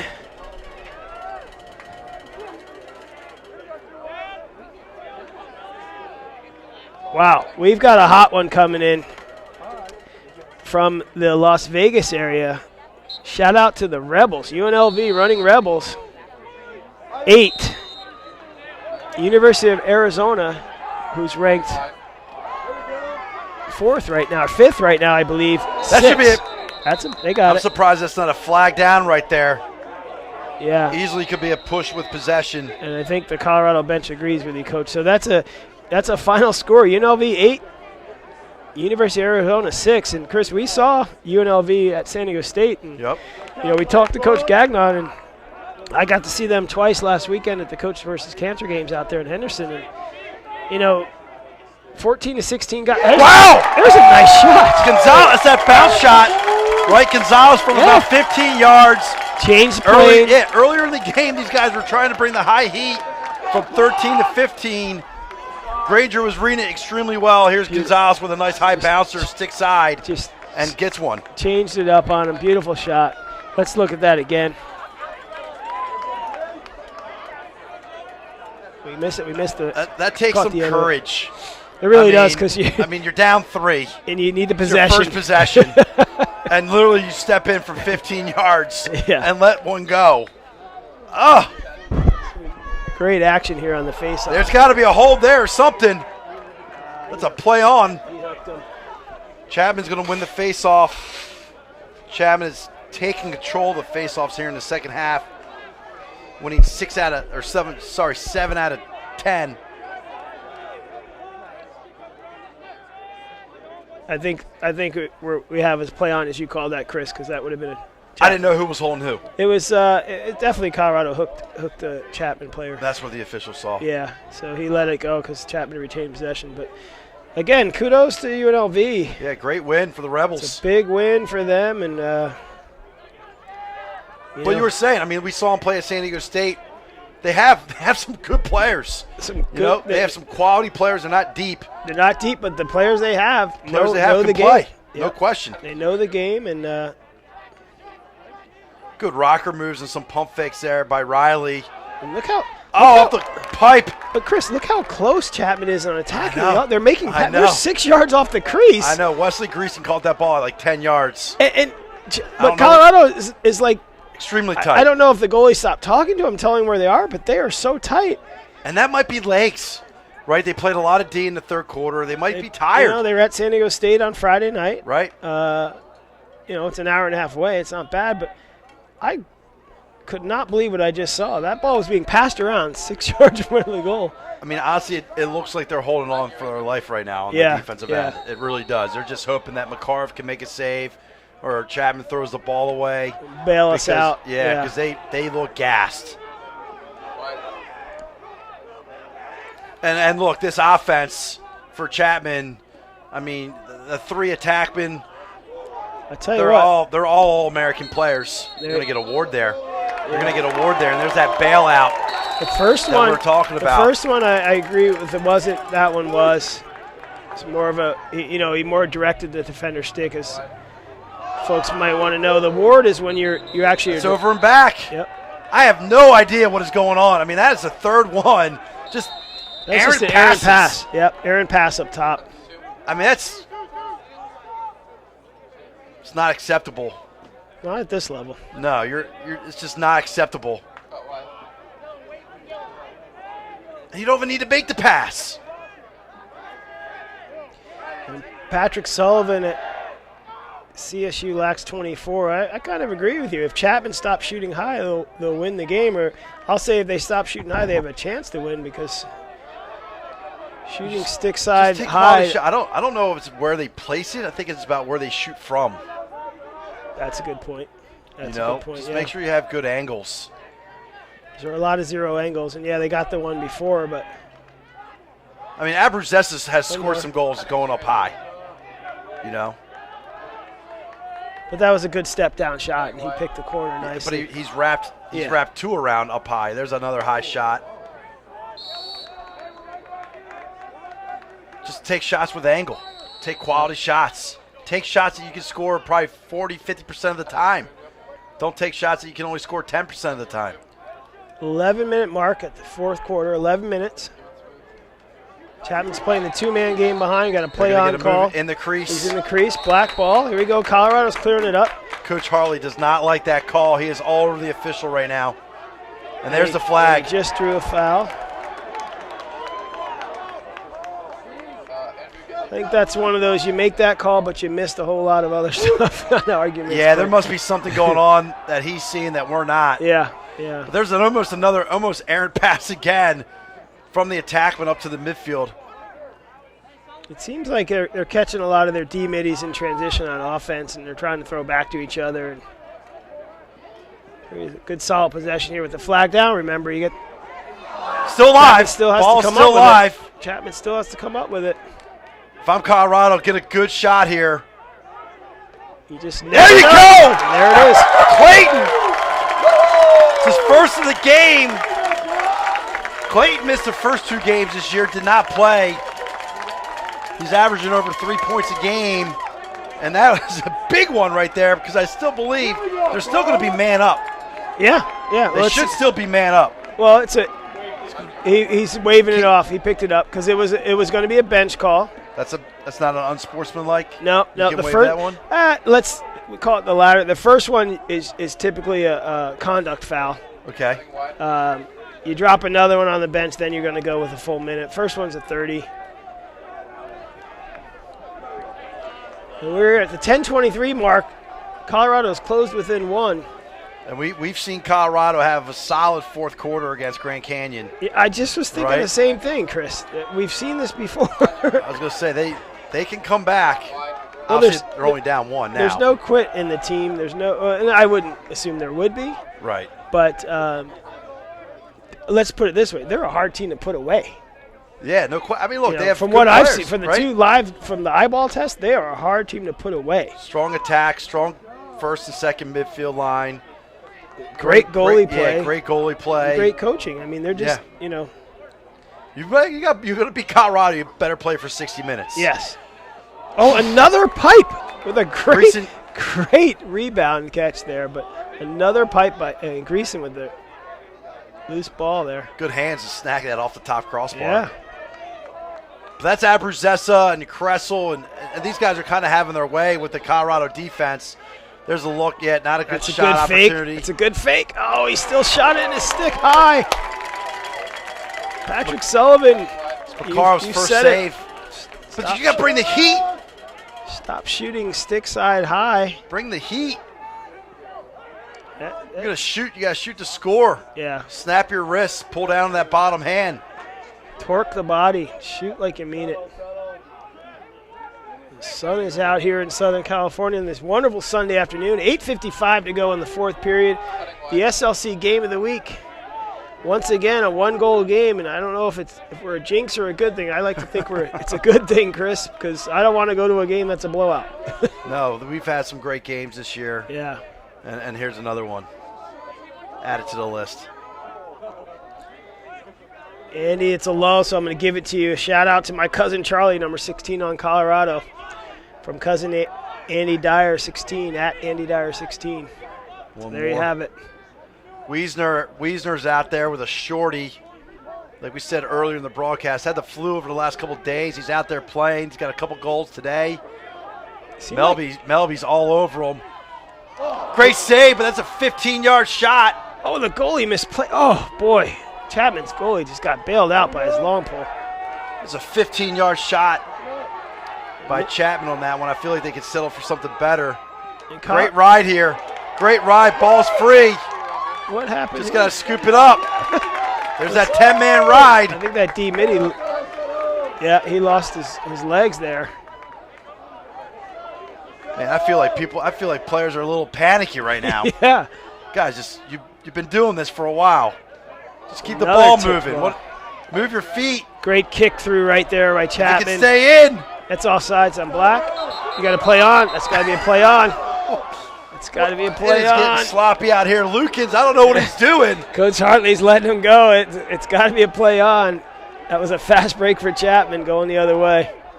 Tough call, but I mean they retain possession, but you'd rather see the fast break. But there's play-ons for that reason. Yeah. There's play, and here's Kressel. Here's a step Beats his down man. opportunity. Good hitch. Good flip. Just Better unfortunately- defense. Well, unfortunately, Chapman only had 4 players out there. To Colorado's 6. 4 on 6. Right? Kressel beat his man, drew the slide, but unfortunately, Chapman was down 2 guys. 7 minutes to go. Man, that's a 7 tough break, and I think, Coach Hartley, obviously not happy with the officiating in today's game. He has gotten into them a few times. I'll say it was the same official, 2 calls. you know, it's backside look. That's a great look. Wide. Nader's wide open on the back pipe. You handle that, and I Wide don't. open It wasn't on the the back greatest pipe. feed, but you're wide open. You want to handle that. You want to handle that. Wide no matter open. What. I mean, it's just off the other side of your ear. It's still up by your head. You want to handle that. And unfortunately, like we said, that was the same official that called the conduct foul. And so, you know, sometimes you get a little rattled. Not saying he is, but could be. Could be. And here's Molnar. Molnar's dodged well all day today. Yeah. He has got a deliberate face dodge, but when we saw him, did he just put that in? Clayton! That was deja vu there. I mean, Abruzesa did the same thing. Same thing, last same quarter. spot. Same spot. Now here's Clayton wrapping one around. And our mascot is feeling it here in the booth. Let's see if we can see that again. Clayton receives the pass from Molnar. Look at the changes feet. direction. Look at the feet. Sneaks His lead foot was on GLE. Once again, when you get your stick up the field, it gives you a better angle. You got another step and a half with that stick up field. Gradinger just wasn't ready for it. 10-10, 6:13 to go.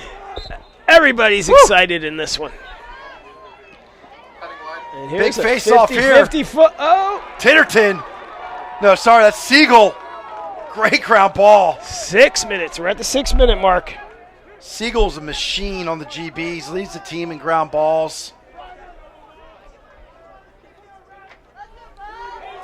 Oh, he's stepping in wide open. Shoot the ball overhand, young man. Shoot the ball overhand. Once again, we come back to the fundamentals here in the booth. It's all the fundamentals. Masry.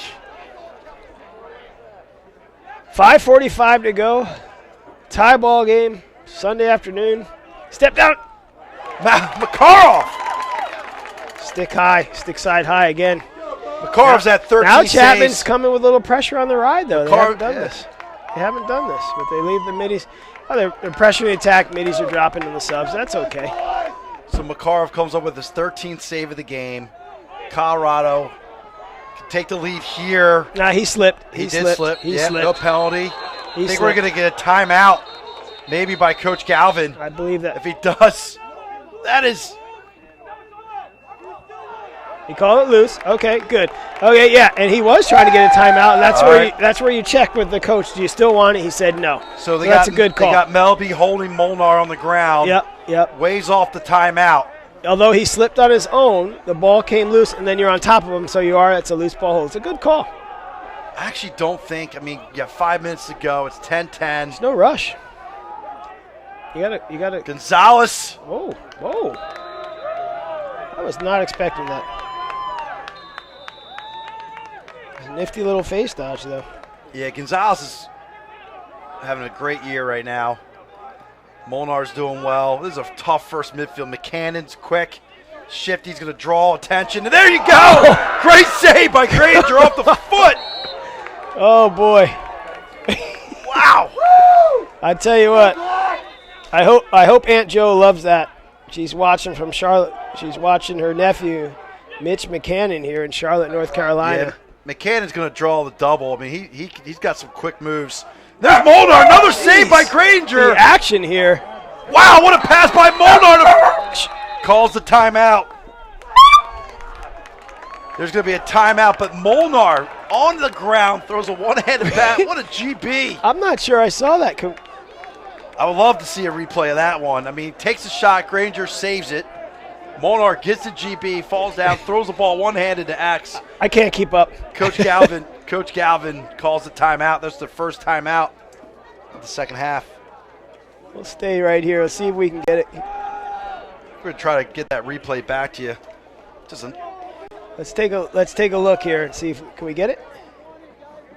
Run it from there and see what happens. I think we will get it. Yeah, it's coming up. Boom, knocked on his butt, throws it to X. What a look. And they get the timeout. What a look. So here we are, 4:16, 10-10, Colorado ball. Chapman was up 10-6. Scored about 3 goals at the end of the third quarter in about a minute and a half to take the 10-6 lead. That first goal was spurred on by that man up. Right. And then when they just got Makarov went in the box. followed up with two. Followed up with two just transition goals that were just unbelievable. But once again, Colorado loves the SLC game of the week. Yes, they do. Well, so to go back to that third quarter, Salami made it 10-7 with about, 11 seconds to go in the third quarter, and here we are. Colorado has outscored Chapman 3-0 in this quarter, and this is not the first time that we've seen Chapman have a great fourth quarter. They had to put up 9 goals against Grand Canyon in their first game of the season in the fourth. Ended up losing that one by 1, but they were down 11-4 going into the fourth and actually took the lead at 13-12. No calls there. Push him out. Oh, he missed him. If he Boy, we've seen more deflected passes this game. I don't know if they're going to get him playing without a stick there. That's a play on. Good job by the officials. Granger getting. Look at the hustle. Look at the hustle. Got plenty. Tough pass in the middle of the field, coach. They're doing their 10-man, and they got numbers here. Push that. You got to step to him. Oh! Is that new That's turf going to get legs. That's going to get legs. Oh, he missed it. Chapman finally breaks the 10-man ride, has a 3-on-2, throws the pass away, and then Abruzesa can't keep it in. 3 minutes, folks. 3 minutes. We'll try to keep you up. Oh, Cressel picks off the pass. We're going to have an open net here. Take your time. We're going to have an open net, and he gets it. Makarov tries to throw one over Cressel's head. Cressel picks it off. Keeps his composure, buries the empty netter. Take a look. Wow, back and forth. Here we go. Let's see if we can get that. Can we get that? Oh, we got the tail end of it. Oh, and you see how the defender had to step out of the way. With the new rule, you can't stand in there as a goalie, which is tough. That's just a tough one. That pass, that lob pass over an attackman's head to your teammate. You got to practice that. Yeah. We used to practice those at Arizona State. You got to practice that pass. It's not a gimme pass. And who was that? Greason? That? No, Cressel picked it off. Cressel picked it off. So. But man, Colorado swarming on the GB right now. The ball just. You got a push I don't call. know what we're getting Coming here. There's a lot of action going on. Push ball coming to the Buffs. 2:46, 1 goal game. Coach Hartley not happy. Still barking at the official.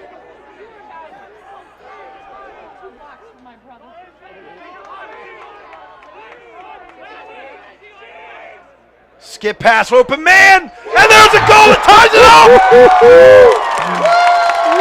The cannon, the freshman. And Bear, our mascot, is jumping all over me in the booth. I told you he loves a good score. Man, McCannon rips it. Offside hip. We got to just no communication there on the defensive end. Let's see if we can catch that replay. Let's see if we get a replay here. There's the skip pass. No one on McCannon, just offside hip. I think that was one of those cases where everyone got back about 5 yards shy of GLE and didn't turn out and call numbers. Yeah. It happens late in the game, you know. Oh. Thought that was an errant pass, too. They got us nervous up here in the booth. I did not see. We're holding our breath up here. I did not see Granger pop behind his defender, but. Pass and throw. 2:10 to go here. It's all 11s. Chapman still has 2 timeouts. Colorado has 1. And I don't. Trying to do too much. I don't know what Greason's doing. Smart timeout by Chapman. You got bailed out by Coach Hartley, but you dodged one. There's a slide coming. Your man standing there, give him the ball. He did that out. Greason did that in BYU. You don't need to do that. You don't need to be the hero. Let the ball do the work. Let the ball do the work. Some of the Chapman fans taking to Twitter to say they don't need the cowbells going on in the stands, but that happens. It's a great game. Hey, when you're on the road, you got to bring everything that you have.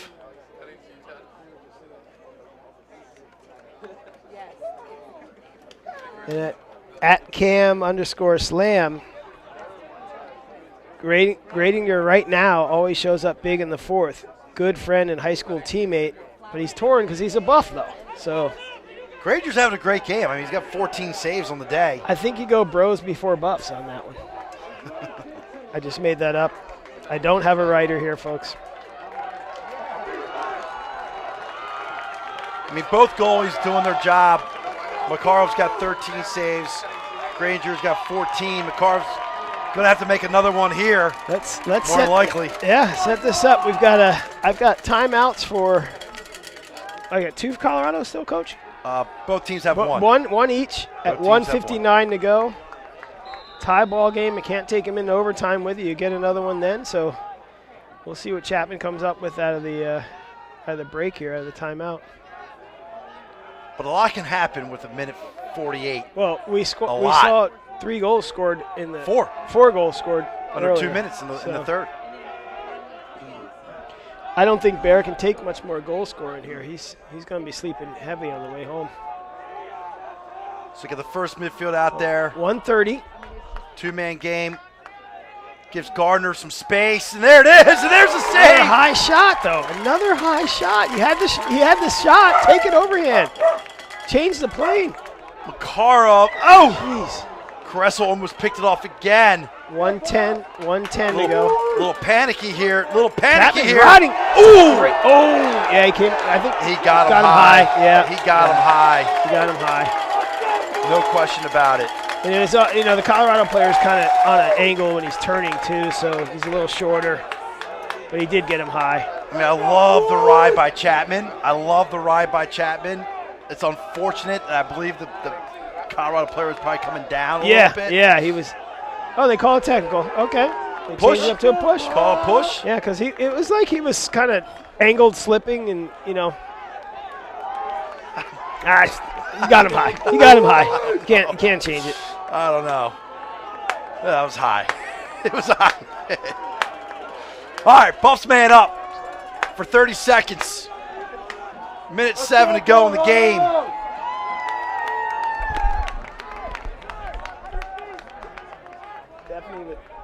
We got Molnar, Gonzalez, Wiesner, Wharton, Clayton, and I believe Willows for the Buffs. 1 minute to go. 1 minute to go. Regulation. They're going to go 3-3. See if they can work this here. A little slow on the ball movement, trying to get organized here. Still in that 3-3 look. Going to carry, throw back.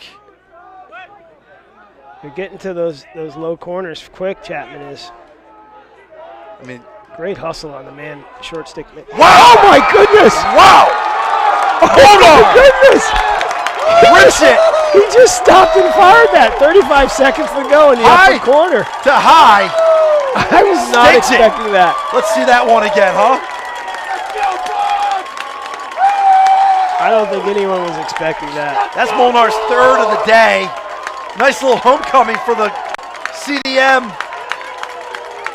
alum. Let's see if we got that here. I mean, that was from 15. I mean, it looked like Colorado wasn't really sure what they were doing on man up. And then here, Molnar just sticks it.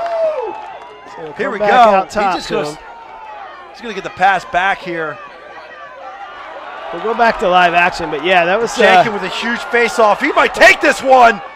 There you go! And there it is! Oh my God! Jenkins with his second of the day ties it up at 11 or 12. Sorry, 12. We're all tied at 12. 25 seconds ago. The fans are on their feet. I mean, this is lacrosse, folks. This is great. This is great what can happen. action. Jenkins is an absolute athlete. The guy has wheels. He's strong. He said, hey, I'll get the ball, fellas. I'm going to take it. Just took and I'm going to shoot it overhand low. You called it, too. He picked it up, and you could tell by the way he's running. He was running with a purpose. He wanted it. He's like, I'm just going to run as hard as I can, and nobody could get to him. And, and then the long poles have to stay home for Colorado. You can't slide early to a midi coming down, leaving one of those finisher attackmen. I mean, it's his free. second one. That's a dive. That's a good no and call. He's withholding the ball. That's a good no call. You got to let him play it out here. 15 seconds to go. Get the ball in the box and call your timeout, Coach. There's Coach Galvin with his timeout at 9 seconds. Plenty of time. Plenty of time to win this in regulation. Folks, we have to take a break just to catch our breaths. We'll take a quick 15-second break, and we'll be right back with the last 9 seconds of action, regulation action, I should say. SLC Game of the Week. Be right back.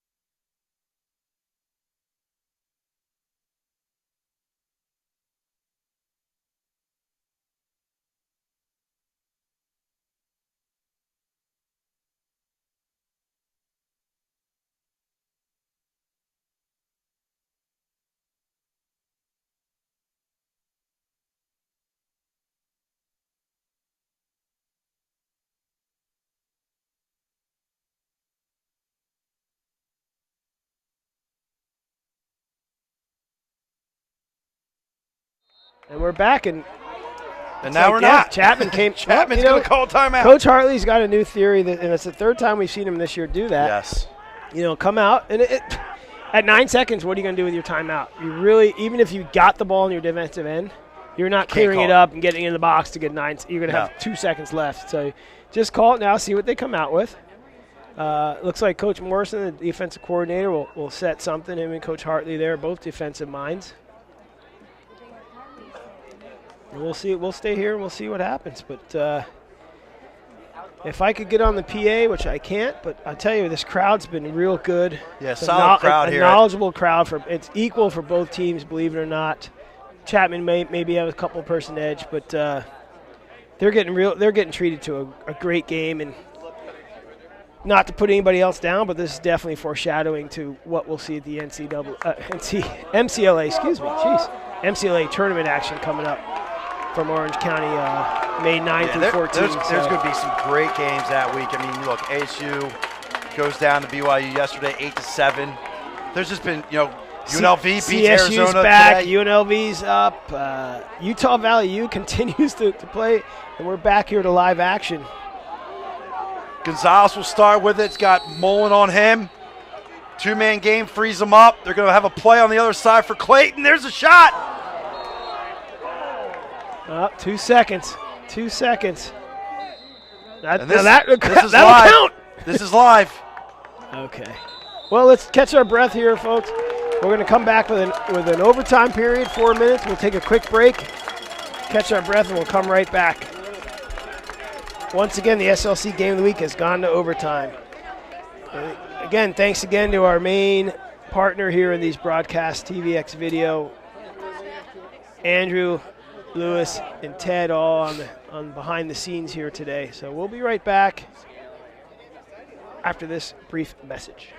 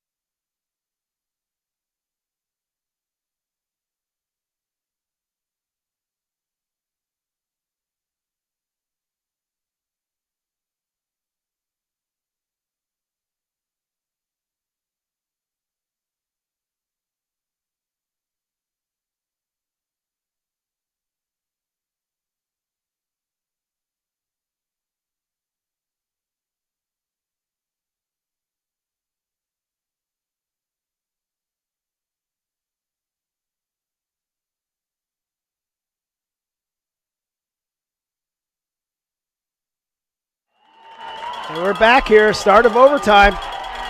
It's a 4-minute overtime period. We're all knotted up at 12s. Is Janky going to go coast to coast here? He could. He's got 2 on the day. We'll see. He wins the draw. You got to get this GB. You got to get this GB. Tuck it. And that's Melby. Wow, they're going to get him with a push. Yeah, I mean, I don't know if that was a dive. I mean, that was. He dove 2 steps after he got. I mean, he got contact. pushed, but it could have easily been a dive. Yeah. But he'll get the push. They'll go up for 30 seconds. It's a tough call. Of course, nobody ever. Well, I shouldn't say nobody. The team that wins doesn't mind, but you don't want to see him win off in a man-down situation. But it is what it is. It's a scrappy game, and Davis Barker tweeted at us saying, the Buffs have the most aggressive physical defense in the MCLA. Agreed, and we had a timeout here. I can't agree only because Georgia Tech has been doing, number 2 Georgia Tech has been holding teams to Under 5. Under 5, I think it is, yeah. All year long. Under 5. And literally announcing that they're a defensive team. And I know they're not slighting, and Coach Lovick down there and his staff is not slighting their offensive players, but they love the way their defense is playing, and defense is played as a team. So, well, I think Sommerfeld, their goalie, he's in the lead right now for the MCLA Player of the Year. There you have But it. BYU plays an aggressive defense as well. Yes. If you tuned in with us last week, BYU Chapman, BYU defenders are not shy. They get after you. But I agree. I mean, Colorado defenders get after you too. Yeah. This just comes down to being disciplined. And University of Controlling Arizona with their goalie there, they're doing good. There's a they lot lost. of low scoring. Yeah, a lot of load. A lot of low scoring teams out there defensively. Right. Say. Here we go, man up. And I don't want to knock today because we knew this would be a track meet. You've got 2 great defenses and 2 great offenses going at it here. Yeah, and coaching staffs are know what they're doing, prepare their guys.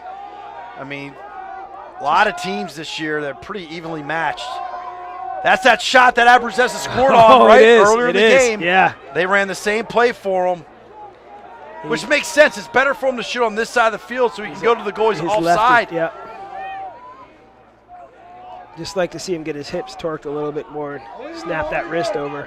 So man up ends here. It's not over yet. Yep. Now it's over. I Now was we're about all to say the even. same thing. I was about to Not say the over same yet thing. until that guy coming onto the field matches up with somebody. Never want to relax when you see your guy release out of the box because that's when you get scored on. Well, it's funny, that player sometimes will call all even. He hasn't gotten anybody yet. He's not on anybody, yeah. Yeah, it's not. Ooh.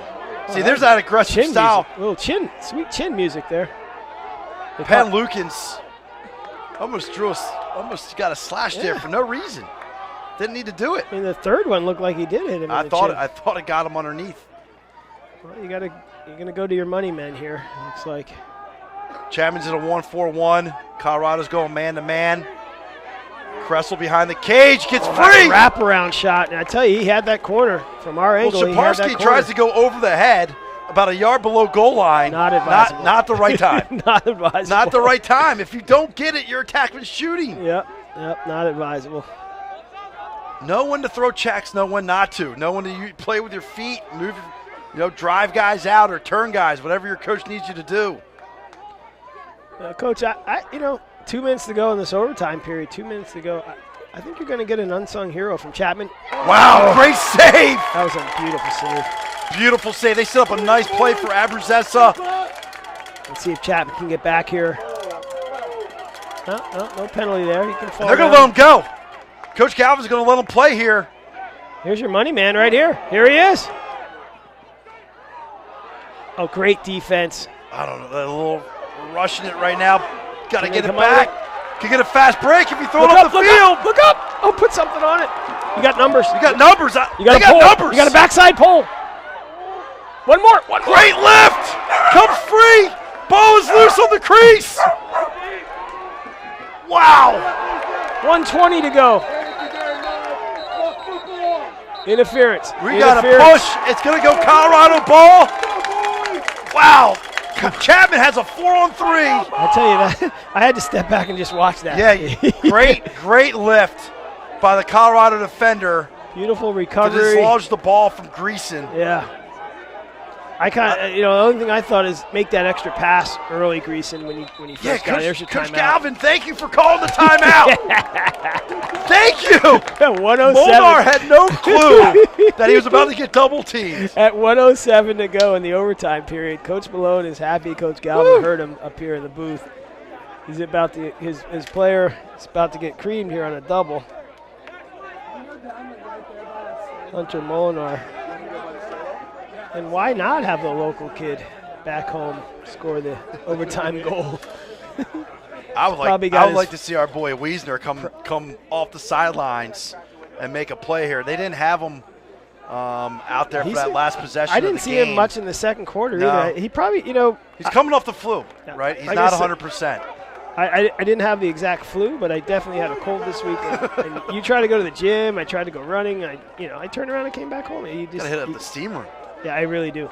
And it was from Sweat that it out dry. of you. It's the dry air, and every time I go to the desert, Get you. more than a day. That Phoenix trip when we saw Grand Canyon play Colorado. Yeah. Great trip, in and out. Yeah. Started to feel bad and was home. Yeah. 4 days out there. And I'm not complaining. That was a good 4 days. Well, here we go. Minute 7, first overtime. Sudden death here. First goal wins. Molnar, McCannon, Gonzalez at the midfield. Attack of Hey, Clayton.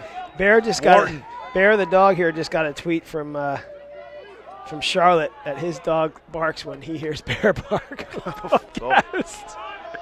Hopefully you're all right So with that. Bear has got a new career in announcing here. I don't know. You hold for one here? What would you 40 seconds to go. You just burned your timeout. You can't lose. You can't give up a goal.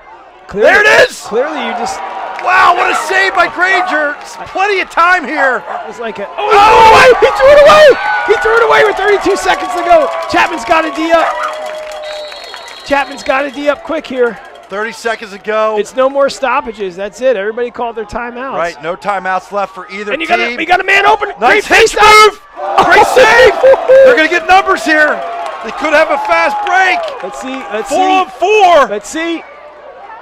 McCannon! He had the free hand push right there. Wow. Yeah, he had the free hand push. 11 seconds. Quick no, whistle. No, that's nice. No. Is that a goal? And that's the goal. Wesley Greason, high to low, buries it.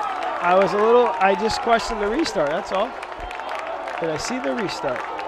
Restart's got to happen out of the box. If we go back to the replay, did it take place inside? And it needs to be corrected right away. I thought it did too. I think it did. Everybody it was a restart. It was good in the sense that there was no one within 5 of the ball. It just kind of caught me off guard, and I don't know if that's probably what Coach Galvin asked too. Can we run that back? Let's see. We're gonna see if we can get that. And again, we're not. Right, every restart on the offensive end of the field has to step out. It has to start outside the box. Quick action. It has to start outside the box. On the defensive end of the field, it can start inside the box. Yeah, so I don't. So that's the game. 13-12 Chapman. Greason finishes it. So here we go. We're going to get a look at it right now. Okay. Ball's inside the 30. Oh, no, he stepped out. He stepped out. He stepped out of the box. I tell you what, when you know the clean. rules as an offensive player, what a great advantage. And take note of that, young people out there. Learn the rules, respect the rules.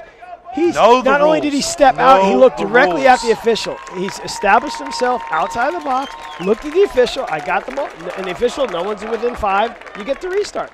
Now in high school, they're going to take a beat longer. They will take a little longer in high school. But I tell you what, that's great work, Lewis and Ted and everybody on the replay there, because it was so fast that by the time your eyes see it, he's already 3 steps inside the box. And ladies and gentlemen, we got treated, I'll say treated, to a Sunday afternoon matinee. No question. What a game. And wait a minute, the score is 13-12. Did we get anyone checking in with us at 13-12? I think he did, but I think he called it Colorado this morning or earlier. Let me go back and see if I can find that tweet, or hit me up back on the Twitter. I could swear he said 13-12. You got it half right. Let's see if we can find out who that was. But in the meantime, Chris, your thoughts? Well, look, I mean, right now in the MCLA, no one has really identified themselves as the top dog. I mean, I know Chapman's ranked number 1, but you got any top 2 teams in the top 10, it's going to be a dogfight. right? So At any time. once again, I go back to the same thing I said against BYU Chapman. It stinks that someone's got to lose a game like this. Yeah. Because two evenly matched teams, right? And just great plays being made all over the field. And, I thought the goaltending was great today. Face-offs were pretty much even. Chapman might have had a couple more there. But, two quality teams, two teams that you're going to see in the month of May duking it out, trying to see who's going to be the last team standing. Yeah, but that's a great thing right now in the MCLA. The parity. The parity nationwide. And the top 10 is phenomenal. I mean, the Right. only team that we're really not really figuring out where they really stand is that Georgia Tech squad. I mean, they have good wins over Virginia Tech, and they beat Liberty. Michigan State. But you'd like to see them in Right. one of the mix right here. Yeah, I'd like to see them, where they stand against BYU. And I get it. I talked to Coach Lovick Thursday or Friday, and just about the future and travel, and wishing them well with the rest of the season. But it is tough budget-wise. Sure. To commit to, because that travel's tough. Boston College did it though. Yeah, that's you got to do the balancing act, because we make nationals. We're there for 7 days. Sure. So you got to go back and forth. So I get it, but wow, what a game! Actually, that prediction from Cameron Babrin, I think it was 15-13. So close. It's pretty close. Knew it was gonna be double digits. Yeah. So hats off to both squads. And I don't know if you guys caught it earlier. You could hear the crowd it stood up for both sides as they were shaking hands and acknowledged both teams, which is just a testament to the quality of play we just witnessed. Because I tell you, like I said when I got here, fought a little traffic to get here. It's Sunday afternoon. Sure. We all have 1,000 things we would want to do on a Sunday, of course.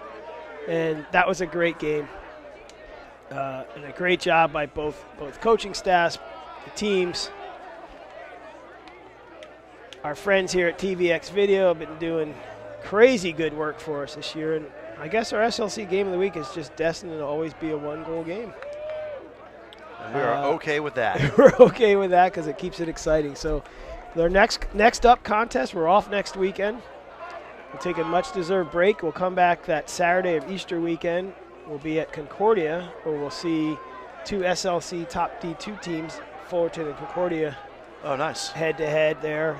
We'll get to do the eye test there. I didn't get to watch Concordia too much last weekend in